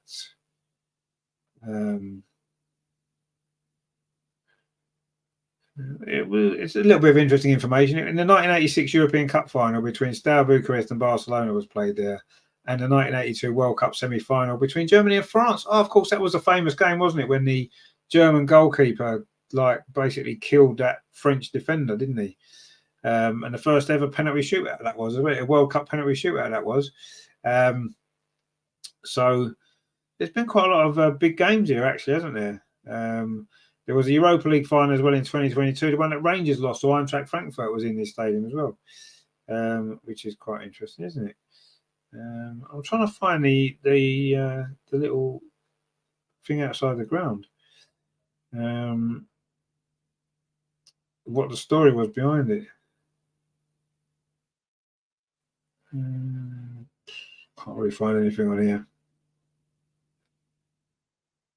The stadium's nicknamed La Bombonera. That's what its nickname. That's good, isn't it?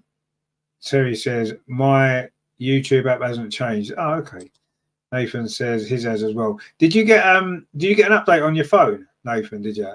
Have you got an Android phone or is it an iPhone? Mine's Android. I don't know whether or not it's just the Android. Nathan says mine just did it automatically. I'm not sure how you would revert it back to the old style. Yeah. See, I thought I ended up me phone got updated, which happens quite often, and it seems to have been since then that the YouTube app changed. I wasn't sure if it was because my phone got updated or because the YouTube app had been updated. But anyway, I might see if I can go back to before the update and see if that makes a difference. But anyway, I'm not really sure if it does.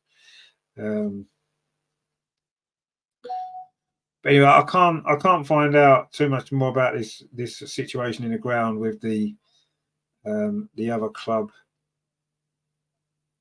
Hang on, there's a virtual tour here. Stadium guide. Let's have a look at the stadium guide, shall we? It opened in 1958. It's got a capacity of 42,714. And it got built to replace the old Estadio de Nevion, which had become too small. There you go. What does it say in here? The second tier was added in 1974. So there you go. And I say it was venues for the 1982 World Cup. 2 games were played there, including that semi-final, 86 European Cup final.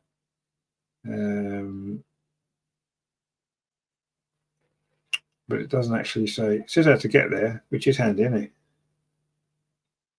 But doesn't really tell us anything about that thing outside. Anyway, I don't know what the reason behind it is, but it does seem quite cool, doesn't it? And quite nice as well. Nathan says, I'm on Android. I think it was the app that was updated. I've not updated my phone. Oh, right. Mine just does it automatically, but yeah, maybe it was. I don't know. But anyway, I don't like the new app. I must be honest. I prefer the other one. So I don't know why they've changed it. They did it a lot, don't they? There's nothing wrong with something, and they update it as trying to improve it, and it doesn't improve it at all, does it? It makes it worse. That happens all the time, actually. With things. I don't know why they have to do it. Just leave it alone, man. Just leave it alone. Mark C says that if you have EE Mobile phone service and pay monthly, you get BT Sport. I don't have EE Mobile, no. I'm on O2. What do you get if you're on O2? Do you get anything special on that? I don't seem to get much at all, really. Anyway, Terry says, keep an eye out as well. WhatsApp is stopping on Android soon, so GB News reported. They're stopping WhatsApp on Android. Why would they do that? That don't seem right, does it? I don't understand why they would do that. Who's WhatsApp owned by? Anyway, is it not owned by the people that own Facebook? Is it not owned by them, Meta? Is that, or is it Google? I don't know. No one's told me it's going. I do hope it isn't. I quite like WhatsApp. I use it all the time. Anyway, I was banned on Facebook, by the way, but my ban's over now, so I'm back on. Yay! Oh, we've got this comment back again about Tony Tapalovic. Is he the right person to replace Oliver Kahn? We don't care, honestly. We don't care. This is an Arsenal channel. What on earth has Bayern Munich got to do with it? Nothing at all. We're not afraid of your question. It's not relevant. Can't answer questions. Why open YouTube? Well, it's not can't answer a question. It's not relevant to our channel, is it? This is an Arsenal channel. So if ask a question about Arsenal, we'll talk about it. If you talk about Bayern Munich, I don't know enough about Bayern Munich to know. I know Oliver Kahn used to be a goalkeeper. I've never heard of Tony Tapalovic. I don't even know who he is. So it's pointless asking on this channel, isn't it? So you're in the wrong place. I won't ask. He says I won't ask a question. Well, no. Ask it somewhere else as well. Ask a relevant question. Ask a question about Arsenal. Ask a question about the Champions League. Ask a question about something like that we're involved in, and we'll be able to can have a conversation about it, and that'll be great. But I don't know anything about a Bayern Munich situation, and if I'm honest, I don't really care because I don't follow German football. The only person that will care on our channel would be Andreas. He's a Bayern Munich fan, but he's on the show to talk about the Arsenal women, so it's not really relevant in either. Nathan says, who is that? I haven't got a clue, mate. He just pops up all the time, asking ridiculous questions. Mark said, we've kicked off already, have we? Well, I've not kicked off yet. I need to sort this out, don't I? We're just about to kick off now. It looks like I'm about 2 minutes behind, which is kind of annoying me now. Let me see if I can. Oh, here we go. I've got some action. We're back underway. I'm 40 seconds in, so maybe that's okay. If you're an Arsenal fan, well, that's great if you're an Arsenal fan. So let's talk about Arsenal then. Why do you care about Bayern Munich? Why does that bother you then? Let's talk about Arsenal, shall we? That's better, isn't it? Terry says it will stop an iPhone as well soon after because WhatsApp don't agree with British Gov's privacy laws. What privacy laws? We don't have any, do we? Anyway, Arsenal coming forward now at the start of this second half, looking to try and get a second goal, which you do feel would be more than enough to win this game, because Sevilla haven't really threatened too much. Bukayo Saka, who's back out for the second half, obviously he's fine. His injury was not as bad as we feared it might have been, and he is back out on the pitch, and he's just played the ball to Martin Odegaard, tries a shot on the edge of the box, it's blocked, but it only falls to Jorginho, gives it to Tomiyasu on this near side. Jorginho gets it back again. This is a good ball to the goal scorer, Gabriel Martinelli. He's had our two best chances. He's got another one here. Plays the ball into the box. Again, it's deflected away. Comes to Declan Rice. Oh, I thought he was going to shoot him, but he didn't. And in the end, it comes to Ben White. He does shoot, but it's gone high and wide into the stand behind the goal. So James says, okay then, Jeremy Doku versus Saka in the long run. Well, Jeremy Doku, I think, is a very good player. Is he better than Saka? Well, I don't know, because Saka's been doing it regularly in the Premier League for England for a few years now. Jeremy Doku's just new to the Premier League. I think he needs more time. We need more time before we can really come up with that answer, can't we? We'll see. Obviously, Saka's the man, isn't he? Gabriel Jesus is in again. The goal he saves. It comes to Martin Odegaard. Oh, he's put it over the top. Big chance for the second goal. Gabriel Jesus got clear on this near side, Arsenal's left. It was sloppy play from Sevilla, actually. And Jesus, when the goalkeeper came out, managed to block his shot. It came to Martin Odegaard. He's lashed at that, really, when it just needed a little bit of composure. And he's fired it high over the bar. That's 2 shots already over the crossbar for Arsenal in the opening, 2.5 minutes of this second half. Mark C says we're already on the attack. Yeah, we are. You do feel a second goal's enough to win this game, but we need to get it, because while it stays at 1-0, anything can happen. We've seen it so many times, haven't we? We've said it before. 1-0, a 1-goal lead is always dodgy, isn't it? Especially when you've got a defence like we have that tends to concede goals quite often. Anyway, Sevilla now trying to come forward themselves and trying to find an equaliser. This ball played up the near side. It's a good ball, actually. There's a little bit of space here. They've got a player on the overlap. Can they get a cross into the box? The cross does come in, but it's gone onto the roof of the net. It's going to be a corner, though, to Sevilla. That was deflected there off Tomiyasu, I think it was, onto the roof of the Arsenal net. Terry says, that's the first time I've heard you mention Odegaard in the game. Yeah, he's not really had any impact at all, has he? He should have scored there, actually. He really should have scored. As Mark C says, yeah, that should have been 2. It should have been, yeah. Lacking composure, wasn't he? He leant back and give it a welly when it just needed a little bit of composure, didn't it? You know, when the ball came to him. The goalie wasn't in the goal. Yes, there was a couple of defenders there. But yeah, lacking composure, as has been a problem that we've had in this season, I think, a little bit at times. Anyway, it's a corner to Sevilla, so we're going to have to do some defending. We've played, 3 minutes of the second half. It is still Sevilla 0, Arsenal 1. That goal right on half-time from Gabriel Martinelli has given Arsenal this lead. And it's an important lead as well, because it puts us top of the group. This corner comes in, fizzed in, actually. Strange corner, actually. It's fizzed in, and Arsenal just about managed to deal with it and try and get the ball away. But again, the feed is going. It's freezing on me. Anyway, that's gone behind. It's going to be a goal kick to Arsenal. So what we're going to do is we are going to go back out and start again, because this just isn't working, is it? And it's no good. It is no good. Let's have a look. Well, we're going to try. We're going to start again.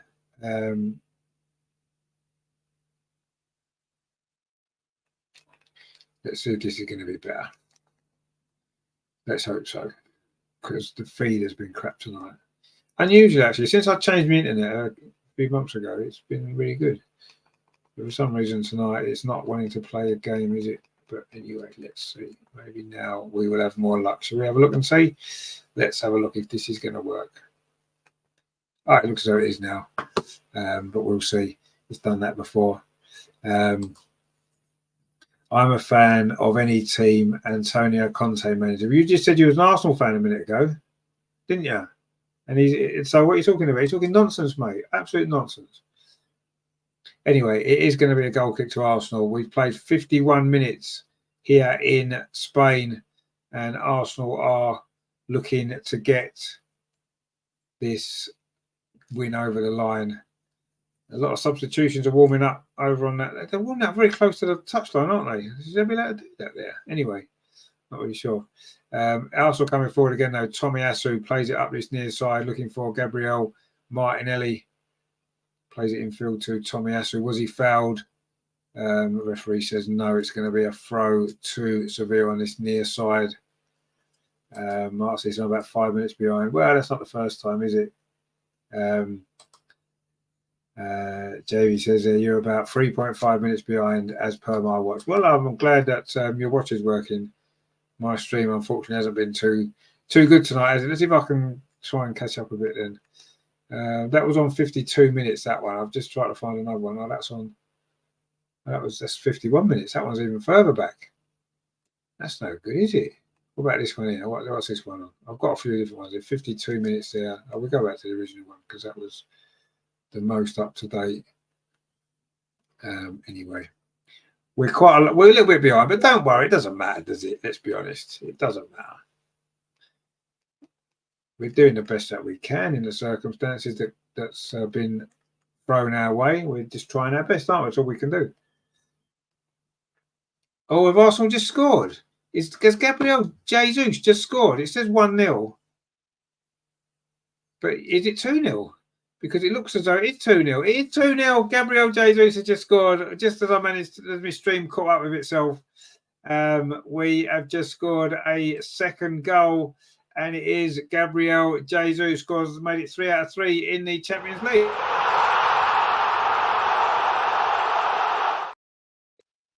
And I haven't seen the goal yet, so I'm going to watch it again in a minute when they show a replay. And that should be that, shouldn't it? Let's be honest. That should be that. Nathan says, yeah. Greg says, yeah, Jesus is a good player, but doesn't put enough chances away for a striker. No, well, he's not really a striker, is he? He's like a false nine, isn't he? Declan Rice there, it was, played the ball out to Jesus on this near side. He doesn't score from there, does he? Cuts inside. Oh, he does as well. That's a great finish, isn't it? Cutting back onto his right foot from his left-hand side, across the keeper into the top corner. That's a great goal, isn't it? That is a fantastic goal. He doesn't score enough of them, you're absolutely right. But sometimes he pulls one out of the bag and it's a cracker, and that was a great goal. A really, really good goal. And that should be enough to give us the 3 points tonight and take us to the top of the group and put us on the brink of qualification. Let's be honest, Sevilla haven't been that great, have they? But you can only beat what's there. Terry says, just seen a replay, typical, went and made a coffee. Well, I couldn't even, my stream was behind and it caught up and then suddenly there it was. And he was celebrating a goal. It was a great goal. 53 minutes on the clock when he scored. And as Nathan says, they're top bins. It was top bins. It was a really good goal there, actually. Really, really good quality. And that is what he's capable of. It's a shame he doesn't do that more often and scores more goals. But, you know, it is what it is, isn't it? Anyway, Arsenal looking totally in control of this game now. And hopefully we can go on and get a nice, comfortable 3 points, which is what we need, of course, ahead of another big Premier League game of the weekend, Sheffield United at home, who we should beat, obviously. But anyway, let's see. Coming forward again, Arsenal now. Bukayo Saka goes past one challenge and he's tumbled to the ground. It was a more of sort of a shoulder barge there, wasn't it? A 50-50. I don't think that's a penalty. Saka's had some rough treatment again, hasn't he, tonight? He's already picked up that injury in that first half. And he got past the challenge there, got into the box, and then that was that, really. Gunnar Dan's laughing at Terry there for that, going having his coffee. Yeah, you see, you got to time your coffees a bit better than that, mate, haven't you? Otherwise, you miss important moments. And it was a good goal, that as well, actually, a really good goal.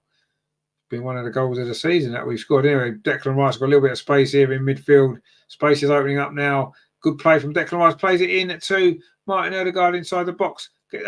Martinelli inside the box. Gets all the way across to Bukayo Saka. Comes back to Martin Odegaard. Shots blocked. Saka on the rebound. No, he isn't, because the defender gets there first. And Arsenal now are in complete control of this game. And I'd be very surprised if we don't add a couple more goals at least. We are much, much better than them. We were better in the first half, and we're much better now. They're just showing an incident before on Bukayo Saka Well, actually, that may well have been a foul. He may have clipped him there. Anyway, it wasn't given. And it is now. We're seeing 2 substitutions from Sevilla. We've played 56 minutes. So is going off. Dibril So, the Swiss player, and he's being replaced by Mariano Diaz, who is from Dominica. And Luca Bayo's going off. And our old friend Eric Lamela is coming on. Former Tottenham player, of course, Eric Lamela, who didn't he score that Rabona goal against us at the Emirates a couple of years ago in a game that Tottenham lost? But they went on about that goal for about 6 months, even though they lost the game. Eric Lamela it is, who's just come on. PSV have just scored away in Lens. That would be a shock result, actually, wouldn't it? Because obviously Lens beat us and PSV were bottom of the group, and now they've jumped up to second. So that is a shock result, isn't it? PSV winning in Lens. Maybe PSV aren't as bad as we assumed they were. We certainly made them look poor, didn't we, when we freshed them at the Emirates? We've still got to go away there, of course, as well. But anyway, we look in a really, really strong position in this particular game. 2-0 up with over half an hour to play, and Sevilla have really threatened. Certainly since half time, they've really got in their box. They had one corner, didn't they? And that was about it. They are coming forward now, though. Obviously, 1 goal back. They say sometimes, don't they, a 2-0 lead can be a fragile one. Certainly if it goes back to 2-1. But they've got a corner, Sevilla, there. That was one of their better moments in this second half, certainly, as they look to try to get a goal back. We saw on Saturday ourselves, didn't we? We were 2-0 down, looking dead and buried, and suddenly we got a goal out of nothing, and it changed the game, and we got a draw. Anyway, it's going to be Rakitic to take this corner from this near side for Sevilla. It's a decent corner. Oh, they have scored. They have pulled one back. We were just saying that anything could happen, and it is number 6 who scored, the defender. And suddenly Sevilla back in this game. That wasn't what we needed, was it? We just saying how comfortable we were. And then suddenly from the corner, Sevilla have scored, and it's now 2-1. And suddenly we've got some more work to do. It's a powerful header there. Again, not great marking, was it, from Arsenal? Good edgy it was who scored the goal, that header. No one on the near post would have just cleared that away, but he wanted it more, didn't he, the defender? And that was a decent finish. Terry says, wasn't that the game Aubameyang was dropped for being late? I don't know if it was. It might have been. Or was that the season before? Obviously, going back to that Lamela Rabona goal. Terry says, I didn't miss that one. No, probably wish you had done. It was a good goal, actually. A good header, wasn't it? Mark C says, I've been keeping my mouth shut, but he scored a belt. It was a good header. Yeah, it was a good header. Anyway, we've got a throw now. It's 2-1 and suddenly it's game on again, isn't it? We were looking comfortable there. Anyway, it's Arsenal have got a corner now at the other end. So that suddenly from looking in complete control of this game, it's changed, doesn't it? It just goes to show, doesn't it, how quickly things can change in football. It doesn't matter how comfortable you're looking. You can see the goal and, you know, the game can change. And it looks as though that's what's happening. And Arsenal got a corner now on this near side. Martinelli, who did score Arsenal's first goal tonight, is going to take this, whipping it to the far post. It's a header again, but it's a good piece of defending actually there from Sevilla. Is it going to be another corner to Arsenal? I think it might well be. And is it Gabriel that's gone down there? It was Samare there. Boubakary Samare, it was, just maybe got to the ball ahead of Gabriel. Oh, he did actually. That's really good defending actually. Again, he's had a decent game, you know. I quite liked him when he was at Leicester. And he's having a decent game tonight. Anyway, it's a corner again to Arsenal over on the far side this time. Bukayo Saka's going to take it. We've played 60 minutes. And it's like half an hour. Could be a little bit tense, couldn't it? Anyway, Saka now with that corner to the far post. Oh, it's gone straight out. Not great there. Terry says, let's hope we don't go into Chelsea mode. Well, no, I was just talking about Chelsea, the Chelsea game, and the other way around. And suddenly it happened to us. And they've got a lot more time. We didn't score our first goal until, what was it, 74 minutes, wasn't it, at Chelsea? This is 60 minutes. Anyway, they've made another mistake at the backs of it. They've done that a few times. Martin lays onto it quickly. Oh, but that wasn't a great ball, actually. And we didn't maybe make the most of that. But Declan Rice wins it back. And now Arsenal with Jorginho looking to try and get a third goal, which I said the 2-0 was going to be enough. It obviously hasn't quite been. But you do feel a 3-1 would be enough now because, you know, Sevilla got that goal and they've given themselves something to fight for. But We are still the better team. And it's another foul by Acuna on Bukayo Saka. I think the best way to describe Acuna is uncompromising. Some of his treatment of Bukayo Saka has been quite rough. He's a very physical defender, as the South Americans tend to be, don't they? I mean, that was clearly a foul. I mean, Saka did well initially, and then, well, it was a foul. Anyway, it's a free kick to Arsenal. Then it's in line with the Sevilla penalty over on that far side. Bukayo Saka is going to take this, so he didn't get too injured at all in that incident with Acuna. Those two have had some fun, haven't they, tonight? Well, I don't think Bukayo Saka's had much fun. He's been given some rough treatment, but he doesn't mind that, does he? He can take it. He's a big lad. Anyway, he's going to take this free kick now, Bukayo Saka, right over on that far side. Let's see if this can lead to a third Arsenal goal. Whipped in. Oh, the goalkeeper there to push that away, punch it away. Came at him quite quickly there, the Norwegian, but he did well. He looks like a Norwegian, doesn't he, with his hair in a ponytail. And he had to punch that away. Actually, that may well have been going in from Bukayo. So I'm not sure he meant it to go in, but it was going in anyway. It's another corner, this time on the near side. This is good pressure now from Arsenal. We've responded well, haven't we, to that goal? And it's going to be Martinelli to take this one, seeing if he can create the third goal. He's already scored one tonight. That's a decent corner, but again, Sevilla managed to deal with it and then hook it away. And those corners come to nothing. And the ball's going to be kept in over on that far side. And then it comes off Bukayo Saka from Acuna's clearance, and it is a throw. And Sevilla now in possession, playing the ball forward into midfield. Turn and running at the Arsenal midfield now, plays out this near side. Oh, a little backer there didn't quite come off, and Declan Rice is there. But Ocampo it was there, did well. And now it's Samaro with a cross towards the far post. Oh, that's poor defending from Ben White. Shot comes in off the underside of the crossbar. Well, did that not go in there? We were fortunate there. A volley at the far post. It was poor defending, actually. In fact, the referee's given a handball, is he, against the Sevilla. I think it was a substitute, wasn't it? Mariano. It's a lovely cross. Ben White got right underneath it there. Oh, it was a handball.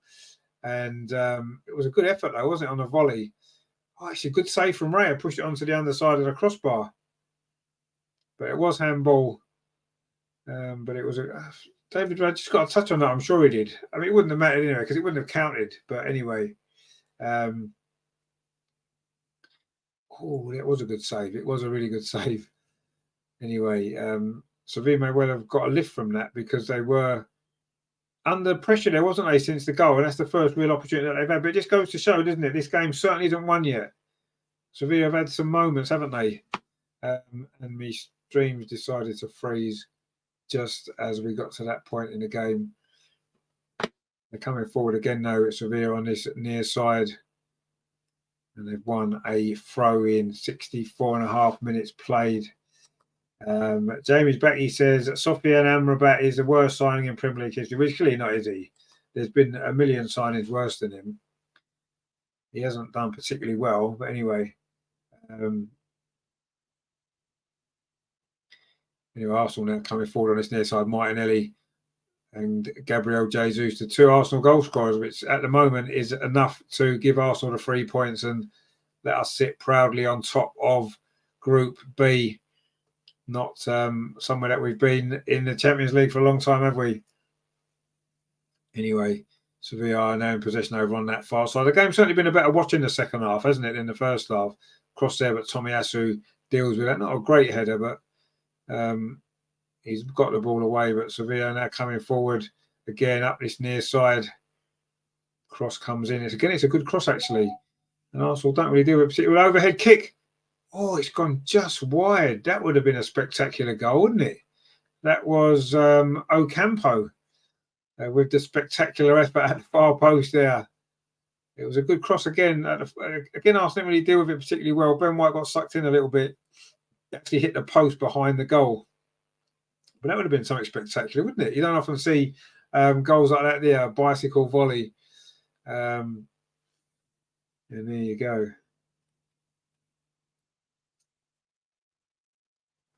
That ball over the top there to the far post again. Arsenal haven't really dealt with it. Still inside the penalty. Another spectacular effort. It hits an Arsenal defender. Sevilla claiming handball. And David Raya lets that run out of play for a goal kick.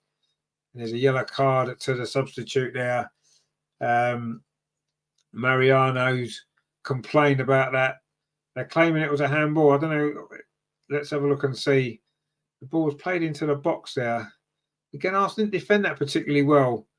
And then when that shot came in, let's have a look. Was that a handball? It was on the volley. Well, it sort of hit Gabriel's arm, but he was kind of holding on to the Sevilla attacker. It looks like it. Is it a corner? Not sure what the referee's given here. Anyway, it wasn't a penalty. It's a goal kick. It wasn't a penalty. I don't know what they were complaining about really, but there was a yellow card to the substitute there. And the goal kick goes long. It was Mariano Diaz, the substitute, with the yellow card. It was his volley earlier on that hit the crossbar, which was handball. And there's going to be another yellow card. This one is to Jorginho, I think, for that foul on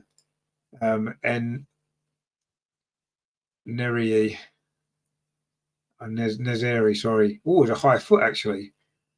He kicked him in the head. And that's a yellow card. And a sore face there for the Sevilla striker. They've just equalised Lons in the other game in our group. It's 1-1. It was Wayu who scored against us, didn't he? He got the winner against us. He's just got the equaliser. They're 1-0 down against us and came back. They're 1-0 down again and they've come back. So that seems to be something that they do at home, doesn't it, Lons? Anyway, Sevilla will fancy their chances of getting something from this game. There's still 23 minutes to play. And they're coming forward now in all white. Sevilla. And it is Sevilla 1, Arsenal 2. We are midway through this second half. And it's been much more exciting to watch, hasn't it, this second half? And there's been 2 goals as well. And Sevilla now trying to come forward with Rakitic keeping the ball on his near side. They've had a lot of possession in the last 5 minutes or so, actually. But Arsenal just win that back with Gabriel Martinelli, but he runs into trouble, actually. He could have maybe released the ball. Instead, he had it taken off him there by the other substitute, Eric Lamela. We don't want Eric Lamela scoring, do we? That cross comes in there, but it's well dealt with.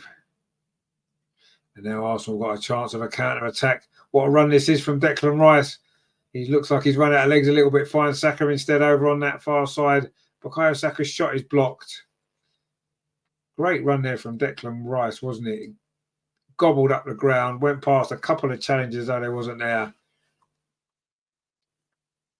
And then in the end, Saka's shot was blocked. Terry says, very flexible for a pensioner is Jorginho. He's not quite a pensioner, is he? They've got more pensioners on their team, haven't they, tonight? Sevilla, they've got 3 or 4, haven't they, that are well into their 30s. Rakitic, obviously Sergio Ramos, Jesus Navas. They've got a few, haven't they, in their team?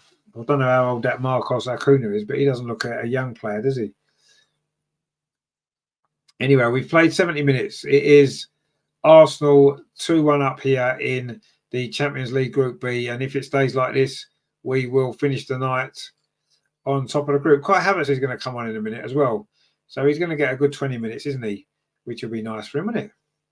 Saka now over on that far side, having a run at this Sevilla defence. Plays the ball into the edge of the box. It's going to fall to Martin Odegaard, is it? He gets it back, Odegaard, but again, he's pushed off the ball a little bit too easily, and now Sevilla can try and launch a counter-attack. A little bit of space over on that far side for him to come forward now. And they're looking for this equaliser. Still got the possession over on that far side. The ball into the box. It comes off Ben White. It's going to be a corner to Sevilla. And the substitute, Mariano's done well there, hasn't he? A couple of times he's looked dangerous. Actually, he's put some good balls in. He's from Dominica, I think he is. And he's looked pretty lively. Anyway, it's another corner. Sergio Ramos is coming up for this. He's certainly scored a lot of goals in his career, hasn't he, for a defender, Sergio Ramos? Is he going to get a goal here to bring Sevilla level? Let's hope not. Anyway, this corner over on the far side. They scored from their first goal from a corner, didn't they? This is a corner again, headed out well though by Arsenal. That was good piece of defender. Was that Declan Rice again? He seems to be everywhere, doesn't he, Declan Rice? Every time he plays, he's just everywhere on the pitch. And I'm sure it was his header there that got that ball away. But Sevilla have had a good spell here. They've had a good 10-minute spell here, haven't they, in the second half? They scored the goal and then Arsenal responded well. We had a lot of corners and kept the ball at the other end. But since then, it's been all Sevilla. They've had one or two opportunities. They've hit the crossbar. Tomiyasu's now gone down injured, like he was kicked on the bottom of his foot. Was that Sergio Ramos involved? That doesn't surprise me, does it? Anyway, there's going to be a substitution now for Arsenal. Obviously, Kai Havertz was going to be coming on a moment ago. I'm not sure he's going to go off. There's an off-the-ball incident there, actually, at the far post. Not too sure what happened. Anyway, Tomiyasu's okay. And that's the main thing. And are we going to now see the substitution? We are. It's Martin Ødegaard going off again. Wow. Martin Ødegaard is going off. The captain, he went off against Chelsea. This to me is becoming an issue. He goes off. For the captain of the team, he goes off far too many times. He's given the armband to Gabriel Jesus. Why didn't he give it to Declan Rice? He would be the more natural option. But anyway, Kai Havertz is coming on now for Martin Ødegaard. Second game in a row, Ødegaard's gone off. And he's not really had much impact tonight at all, has he? As he didn't on Saturday. Not in a good run of form, is he? The Arsenal captain. And Kai Havertz is coming on. Will he be able to give us this spark in these final, 15, 16 minutes that are left to see us over the line and get us the 3 points that we so desperately need? A ball into the box again, but that one's over. It goes behind for a goal kick. Terry says Ødegaard needs to be dropped. Well, going back to the conversation we had at the top of the show, maybe we need to get medicine in and do a swap. But that's not going to happen, is it? Anyway, it's a goal kick to Arsenal. 73 minutes played. David Raya plays it short to the edge of the box. Jorginho plays it out to that far side. The game's certainly a lot more open in the second half, hasn't it? There's been a lot more chances, and Sevilla are still in this game. They didn't look as though they were. Man United have just scored against Copenhagen. Harry Maguire. Who would have thought it, eh? Harry Maguire.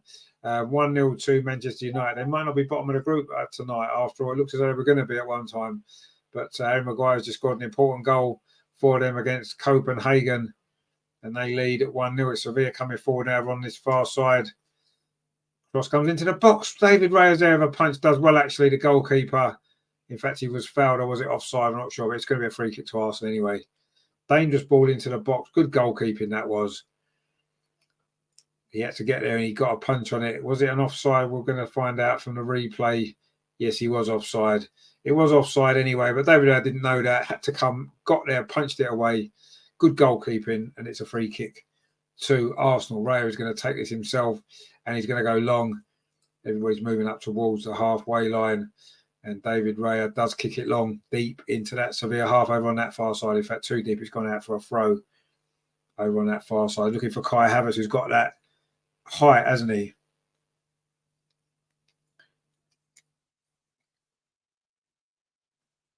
Anyway, it's a throw to Sevilla on that far side. It's flicked on. And then the ball falls there to Jorginho, who does well. Goes back to William Saliba. And then he finds David Raya into the last 15 minutes of normal time. It is Sevilla 1, Arsenal 2. But Sevilla are certainly putting us under some pressure here. They're coming forward again. Ball down the side, but it's going to run all the way through to David Raya. And the referee is just booking a Sevilla player for diving in the box. Well done, referee.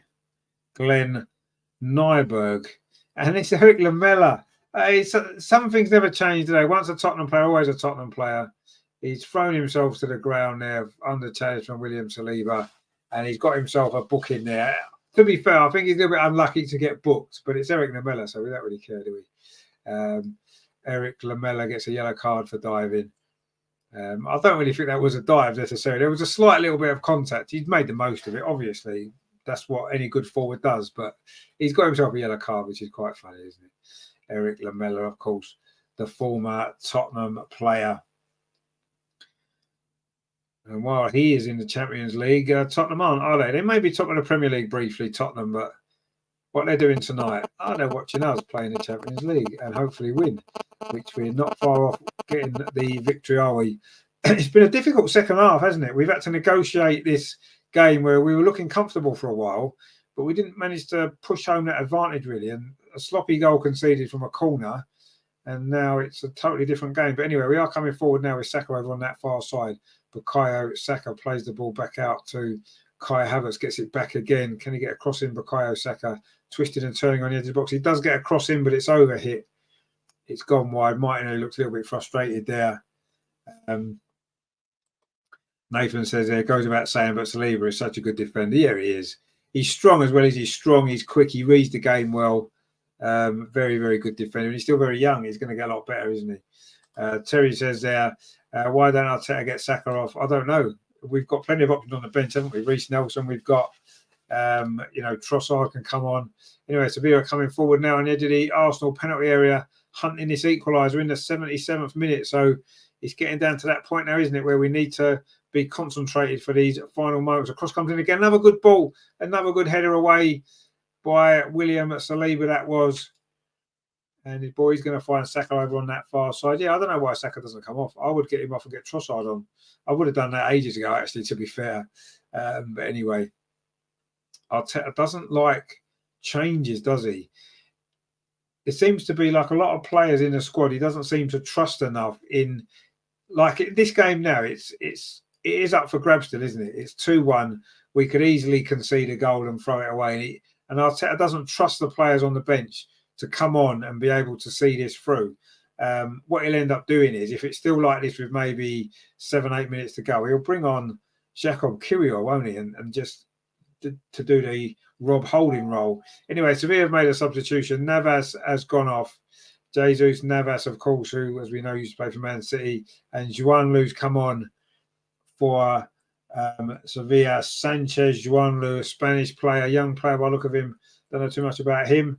But he's just come on for Sevilla as they hunt this equaliser in these last 12 minutes of normal time. Anyway, the ball's gone out for a throw to Sevilla over on that far side. And Arsenal still made just that one change. Kai Havertz has come on for Martin Ødegaard. And it is Sevilla in possession. Sergio Ramos plays. Oh, that's a good ball played through. Tomiyasu did well, actually. He's had a good game tonight, Tomiyasu. In that kind of hybrid left-back role.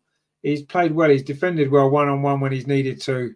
He steps in there and did a good challenge as well. He's had a decent game, Tomiyasu. Good to see him having a lot of minutes on the pitch, which I think is important, and playing well.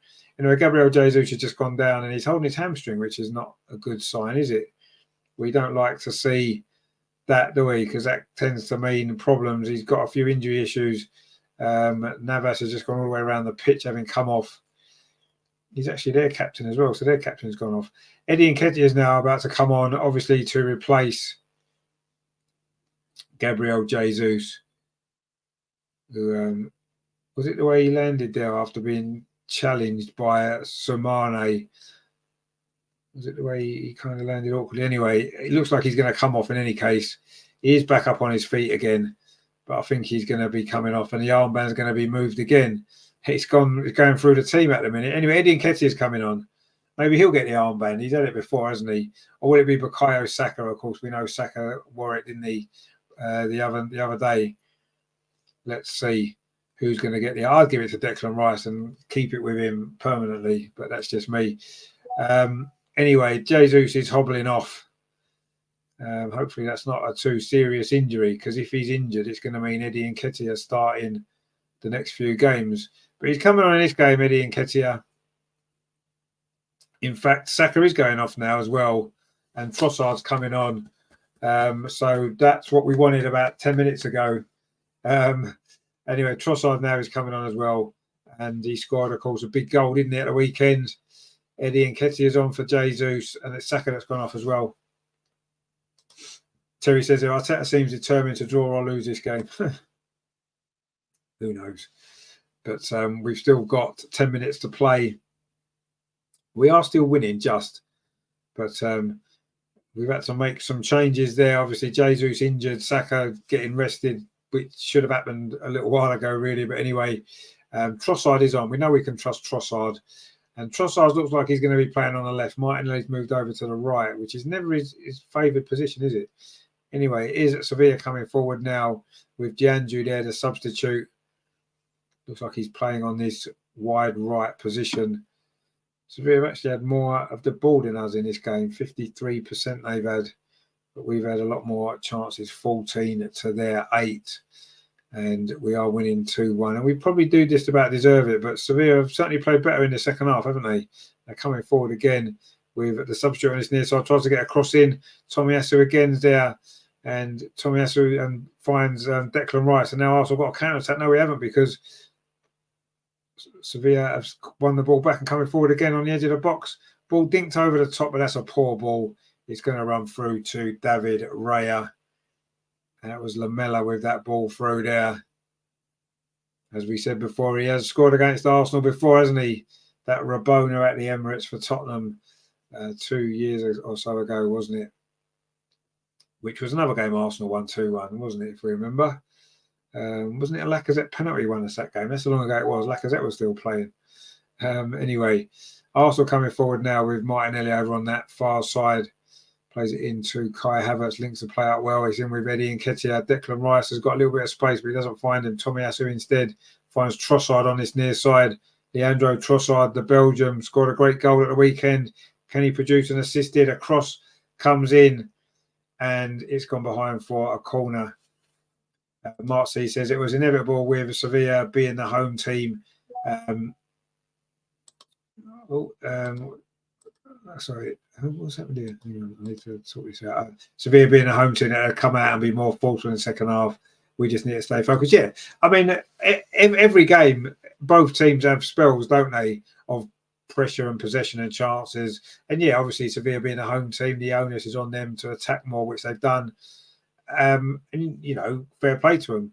But we've got a corner now, which Trossard's going to take. He won this corner on this near side in towards the edge of the 6-yard box. Oh dear, a header there completely missed. Was that William Saliba? Completely missed that header there from the edge of the 6-yard box. Not quite sure what happened there, because it looked as though he was going to get a free header in and he completely missed the ball. Anyway, we're into the last 6.5 minutes of normal time. Can indeed Arsenal stay focused? We need to stay focused, don't we? We need to be focused, and we need to keep ourselves on track here, because this would be a big 3 points, an important 3 points, and a hard-earned 3 points as well in the end. It was looking comfortable, wasn't it, for a while in the second half when we got the second goal, but you have to say Sevilla made a game of it and made it difficult for us. And we've had to work for this win should we get it. But we've still got some work to do, because there's, 6 minutes to play plus stoppage time. And it is Sevilla 1, Arsenal 2. Can we get over the line? Get those points in the bag? So important it would be, with Sevilla at home to come next in the group. A good opportunity to get, I mean, that would almost seal our passage through, wouldn't it? A win tonight, beat them at home. And that would put us in a really, really strong position, wouldn't it, with 9 points. Trossard's just been fouled as well. Just got ahead of the defender there and won the free kick. Just come on, of course, Leandro Trossard, as he did at the weekend, and came on and got that fantastic goal, didn't he? The equaliser that gave us a point that we probably didn't deserve. And in this game here, we're on the verge of getting 3 points, which we probably do deserve. I think we've had to work hard for them. We've had to play well to get them at times, and we've had to be resolute as well in the second half, and we've done all that. And we are now very, very close to getting our first away win in the Champions League since 2016, because we haven't won a knockout game away from home, have we, for a very long time. It would have been a group game. I can't remember who it was against, actually. The last group away game that we had back in 2016 would have been the last time we've won an away game in the Champions League. So it's been long overdue, hasn't it? And we are now, 4 minutes plus stoppage time away from getting this away victory. And I say it's an away victory that would put us top of the group and in a really strong position to qualify, which would be fantastic, wouldn't it? But there's still time for Sevilla. They'll still fancy their chances of getting something from this game. They're coming forward again on this near side. Oh, there's a little bit of space here. This is good play. Lamela it is. Declan Rice is having none of Lamela there. Took the ball off him. Finds Eddie Nketiah, but he's got no support really, and he loses the ball. And Sevilla back in possession again. Up this near side. This is where most of their attacks have come from. They're coming forward again on this near side. Tomiyasu's across, blocks that cross. It's going to be a throw to Sevilla. They're doing everything at 100 miles an hour now. That ball played into the box there. Again, Tomiyasu's there to hook it away. It's going to be another throw to Sevilla. We're into the last 3 minutes of normal time. Are Arsenal going to hang on to this precious 3 points here? Or will Sevilla find a goal? It's Sumane here on his near side. He's I say he's had a good game in midfield tonight for Sevilla, been one of their best players. And Ocampo as well has done well. That's a decent ball again into the box. Gabriel goes more up than out, and Arsenal haven't really dealt with that at all. It's bouncing around the box. It comes out to Ocampo again. The cross comes in from this near side. Again, it's a clearance. It just goes up and not out. Header comes in, and David Reyes had to make a save. The header bounced down in front of him, made it a little bit easier. It was Mariano again, who's been quite lively since he's come on for Sevilla. But there was 2 clearances there, just up into the air. And then that header came in, and I think it was going wide anyway. Terry says there, Sevilla is our next game as well. I think should be interesting. Yeah, I mean, I think at home, we should be beating this team at home. They've not been great, have they? They've given it a good go in the second half, but you do feel at home that we should be too strong for them. And we should get the 3 points. That's why this game was always going to be important tonight. Because, 3 points here, 3 points again. Dan says, Bayern, we lost 5-0. Now, that was a knockout game. So, I mean, our last away win in the Champions League would have been a group game in that season, wouldn't it? I can't remember who it was against now, but that would be the last time we won away from home. Yeah, our last away game was at Bayern. It was 5-1, actually. That was when Sanchez missed the penalty and scored the rebound, didn't he? And then, didn't we go 1-0 up in that game? Or did he make it 1-1 at that point? I can't remember now. I know we went 1-0 up at home. Theo Walcott scored. And then, was it Koscielny got sent off? And we ended up losing 5-1, as we know. Anyway, we've got 2 minutes to go. What's that? What did I tell you about? Who's coming on? Jacob Kiwior. He's going to play the Rob Holding role. We could see this coming, couldn't we? I said so about 10 minutes ago. Jacob Kiwior is coming on to just sit in front of that defence. That's typical Arteta, isn't it? We've kind of sussed him out now, haven't we? He's been here long enough. I suppose we should have done. And it is going to be Jacob Kiwior to come on to help us see this game out. We're into the final minute now of the 90. Sevilla coming forward again. And again, there's a little bit of space on this near side. And that's where they've been quite dangerous, isn't it? That's where the goal came from. That's where most of their good attacks have come from as well for Sevilla. We're just about to find out how long of stoppage time is going to be. We haven't had a chance to get Kiwior on yet because the ball hasn't gone out of play. Anyway, they're coming forward again, Sevilla. Mark C says fans need to remember this isn't an easy game. Oh, hang on. Ball into the box. A good defending again from Tomiyasu. I've been impressed with him tonight, actually. He's not played much football, has he? And Declan Rice doing what Declan Rice does. And it does really well. It's going to be 6 minutes of stoppage time. Marcy says that fans need to remember this isn't an easy game and we're the away team. So to be ahead and have created more clear-cut opportunities, job order. No, you're right, absolutely. No, I agree with you. It's been so far so good. It's been a good away performance. Anyway, the cross comes in. It's not done yet. The header comes in. It's gone wide. They've been quite dangerous with balls into the box. It's Mariano again. It was Rakitić's cross. And now Arsenal can make that substitution. It's going to be Martinelli coming off and Kiwior coming on. This is the most Arteta substitution of all time, isn't it? When we're 2-1 up or 1 goal up in the last few minutes. He does this, doesn't he? Well played Martinelli tonight. A great goal just before half-time. set us on the way. And now Kyrgios's got to go in there and do a solid defensive job for this 6 minutes of stoppage time, so we can see this game out with a really, really big and important 3 points. It's a goal kick at the moment to Arsenal, which David Raya is about to take, and he's going to go long. What we need to do is get the ball into the Sevilla half, and hopefully we can keep it there. But Sevilla picks up the ball. They're coming forward now. Sergio Ramos, still full of energy, isn't he, considering he's 56. And it's the last minute of this game.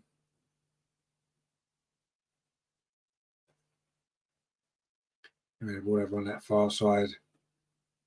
Sevilla coming forward again. The ball into the box, and it's going to run through to David Raya, who dives on the ball. And another attack comes to nothing for Sevilla, and we have now played a minute and a half of stoppage time of the 6. So we're nearly there. And we will be top of the group tonight if it stays like this. Long kick there from Raya. Again, it's headed away by Sergio Ramos. And now Trossard wins possession, goes towards his own goal, then turns really well. That's nice play, finds Declan Rice, who's in a more advanced position in this kind of closing period of this game, isn't he? It's now with Kai Havertz over on that far. So he's done nothing wrong tonight, has he, Kai Havertz? He's been neat and tidy with the ball. Kyrgios now plays up this near side to Tomiyasu. Got 2 Sevilla players around him, almost loses the ball. Trossard dives in there, and it is a throw to Sevilla, which Wanlu's going to take. We have got 3.5 minutes of stoppage time remaining.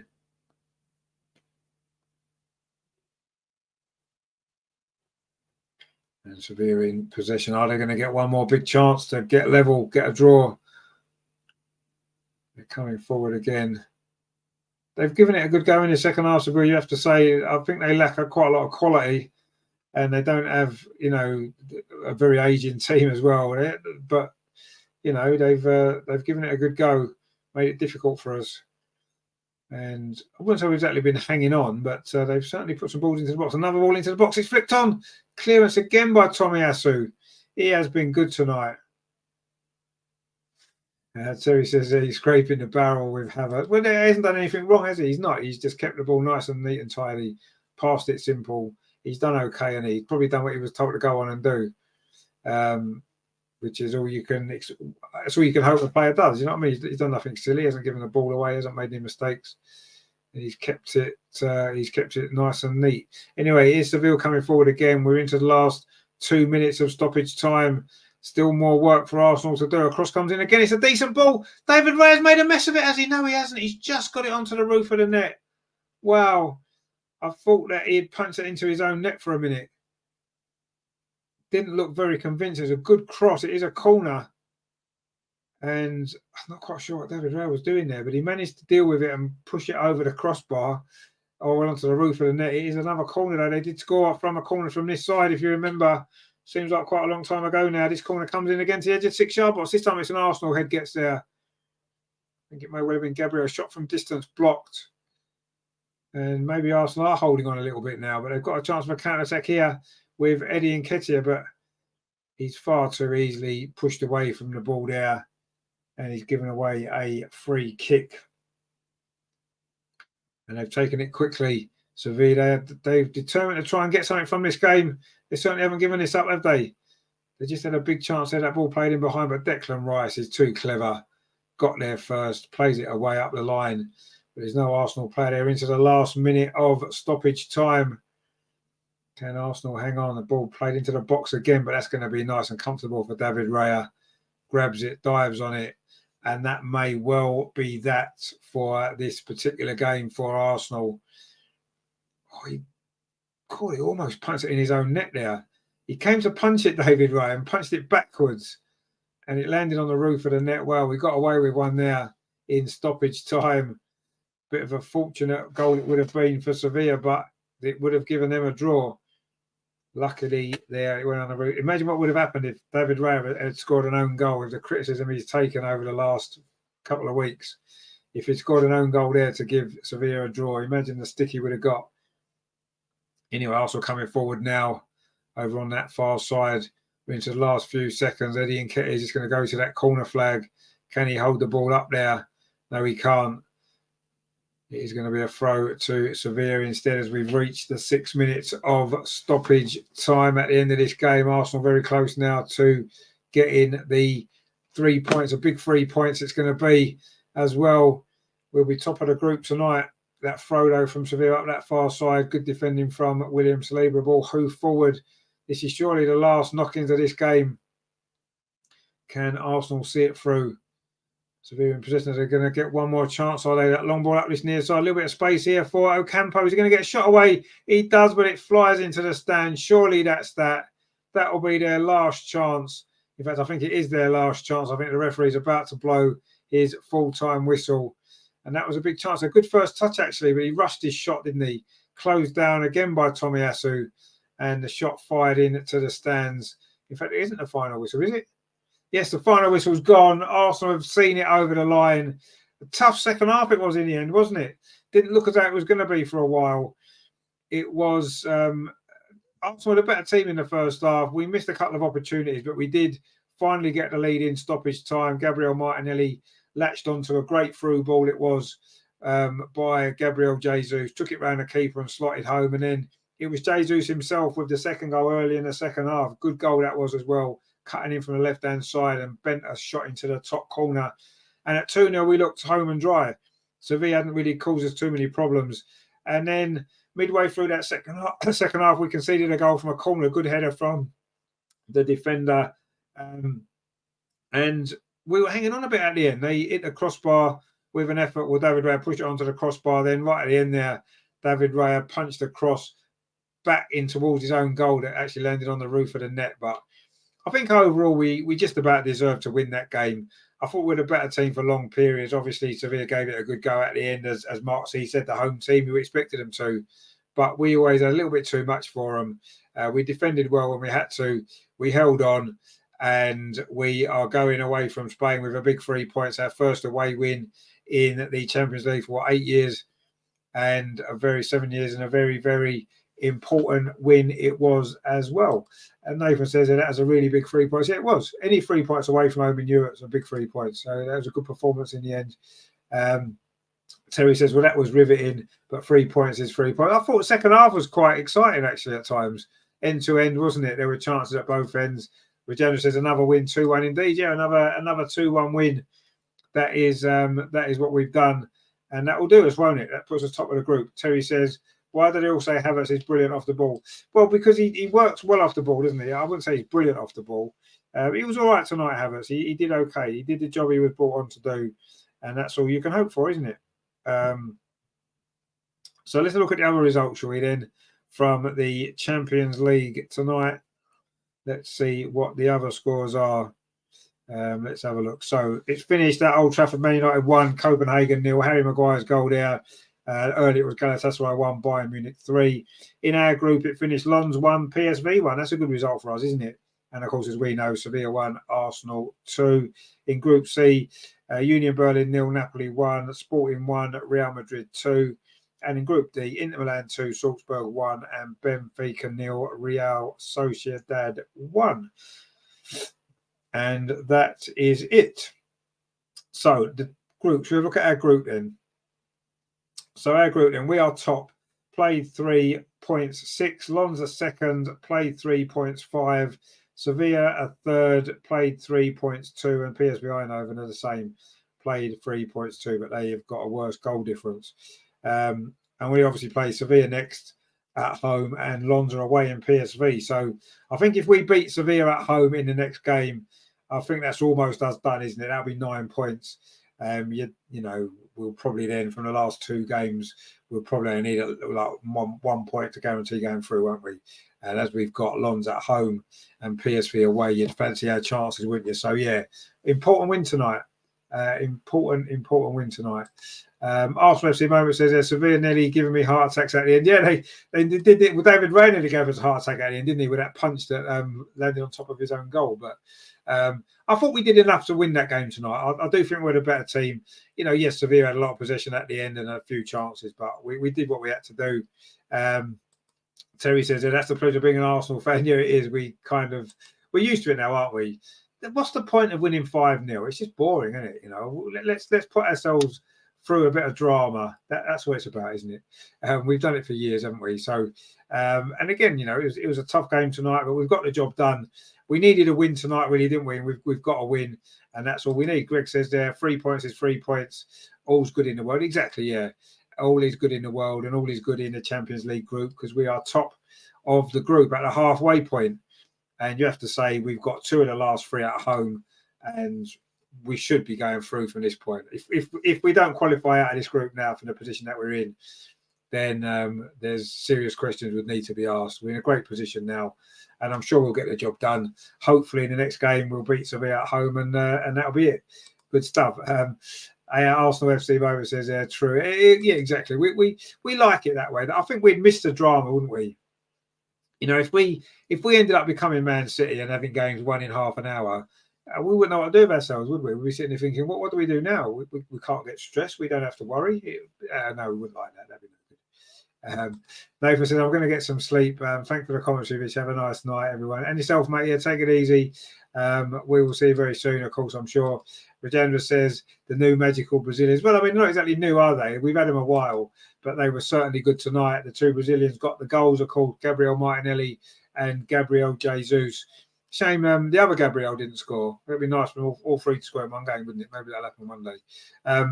But yeah, it was a decent performance. Terry says, night, Nathan. See you soon, indeed. So yeah, we've got the job done, and I thought over the 90 minutes we deserved it. We were a much better team in the first half.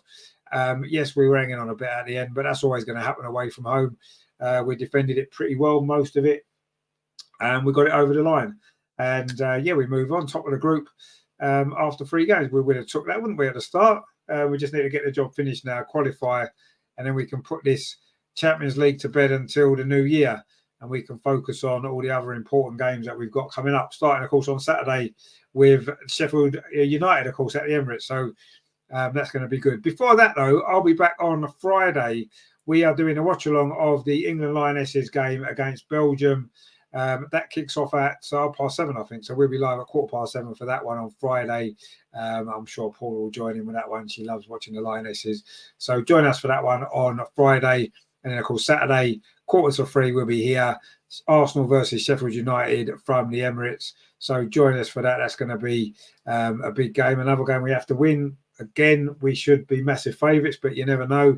So join me for that one. Of course, there's no WSL this week because of the international break for the women. So there's no women's games. But on Sunday, me and Paula are hopefully going to be going to watch some women's football. Newcastle women are playing Nottingham Forest in the League Cup. So we're going to go and watch that on Sunday. So there'll be a vlog of that, of course. And then next Tuesday, the Lionesses are back in action against Belgium again, and we'll bring you a watch along of that as well. So lots coming up. And then, of course, we'll go back into the weekend where Newcastle. We've only got West Ham, haven't we, on Wednesday. And then, of course, Newcastle away, and then the Arsenal women are back against Man City. It's all go, isn't it? All go. Lots and lots happening. We'll have an Arsenal women's show on the Friday thrown in as well. So loads to keep you busy on the channel. So if you haven't done so yet, please consider subscribing. Don't forget, give us a like before you go. There's been quite a few people in and out tonight watching, which is nice. Hopefully a few new people got getting involved. We're getting very, very close, aren't we, to 2,000 subscribers, actually, which is incredible, really. When I started this channel, 3 years ago, I thought, well, no one's even going to watch it, let alone subscribe to the channel. So to be this close to 2,000 is quite incredible, really. And, you know, a lot of that's down to you guys for supporting what we do. A lot of regulars in the shows all the time. Brilliant stuff. So massive thanks to everybody. And let's see if we can get that over the line, shall we? Before Christmas, it'd be nice to get to 2,000, wouldn't it? We should do. Mark C says, Havertz does what Arteta wants him to do. Exactly, yeah, that's what I'm saying. He's come on and done the job he's got to do. And ultimately, that's all you can do as a player, isn't it? If you're doing the job your manager wants you to do, then everybody's happy, aren't they? And yes, he's not spectacular, is he, Havertz? But he's getting the job done. that he's got to do, and I suppose that's all you can do, isn't it? Terry says, Richard, have a good and everyone in the chat. See you soon, and come on, you guys. It's been emotional. Well, it was quite emotional at the end, wasn't it? Mark C says, roll on Saturday. Indeed, yeah, roll on Saturday. We're expecting a good victory for Arsenal on Saturday, aren't we? So join me for that. But I say Friday night for the Lionesses, if that is your thing. So yeah, brilliant end up to result tonight for Arsenal, wasn't it? Tough game. Always are away from home, but we got the job done. It finished here in Sevilla tonight. Sevilla 1, Arsenal 2. Goals either side of half-time from Gabriel Martinelli, Gabriel Jesus, it was, gave Arsenal a 2-0 lead. Sevilla pulled one back midway through that second half, led to a bit of a nervy finish, but we got the job done, and we are top of the group. All good stuff, isn't it? So, yeah, well played Arsenal tonight. We enjoyed that one, and, yeah, let's hope that we can keep going and get through this group, which we should do now. So I will see you Friday for the Lionesses game. So join us for that. Of course, Saturday for Arsenal back in action at home to Sheffield United. And if we don't win that game, then serious questions will have to be asked, won't they, let's be honest. Anyway, I hope you've enjoyed the show tonight. If you have, give us a like. If you are new here, please subscribe. I say we're close, very close now to 2,000. That would be great to get. Maybe we'll get that over the weekend. Who knows? We need a big influx of people over the next few days, but who knows? But we'll do it soon, I'm sure. So thanks to all you guys for coming on the journey with us, which is good, isn't it? Terry says, 65 million to do nothing. I'd do that job for £2,000 a month and make a better job. Well, I don't know. He's there for a reason. And Mark C says, if we didn't have Rice, we might have lost that game. He did, yeah. Some of them at the end, them tackles he was doing. I thought Tommy Asu tonight as well, actually, was brilliant. But yeah, Rice is incredible, isn't he? What an incredible player. Terry says, spot on mark indeed. But it doesn't matter how much money we spent on anybody else. No one's ever going to question 105 million for Declan Rice, are they? He's a bargain. Brilliant player, and helps us to another victory. So fantastic. So join us Friday for the Lionesses game or Saturday for the Arsenal game. We look forward to seeing you all then. Mark says, have a good one, Terry. Yeah, have a good one to everybody in the chat as well. Thank you to all you guys for joining us. I'll see you Friday or Saturday, whichever one you want, or both of them, hopefully. Enjoy the rest of your evening. Enjoy the rest of your week. And, yeah, Arsenal have won away in the Champions League. It's been a long time coming. We got there. A couple of good goals from our Brazilians. A bit of samba going on for Arsenal. We've done the job. We will see you all on Friday. Terry says, Havertz must be a tax loss. Well, maybe he is. Who knows? Let's not get on Havertz's back. We just won. We just won away in Europe. And Havertz played a part in that win. He didn't do a lot, but he did what he had to do. And he helped us over the line. So you will see on Friday, guys. Take it easy. Hope you enjoyed the show tonight. Give us a like before you go. Terry says, come on, you Gunners. Come on, you Gunner girls. Indeed. We'll see you very soon. Take it easy. Come on, you Gunners. We are top of the group. Good stuff. See you later, guys. Thanks for watching.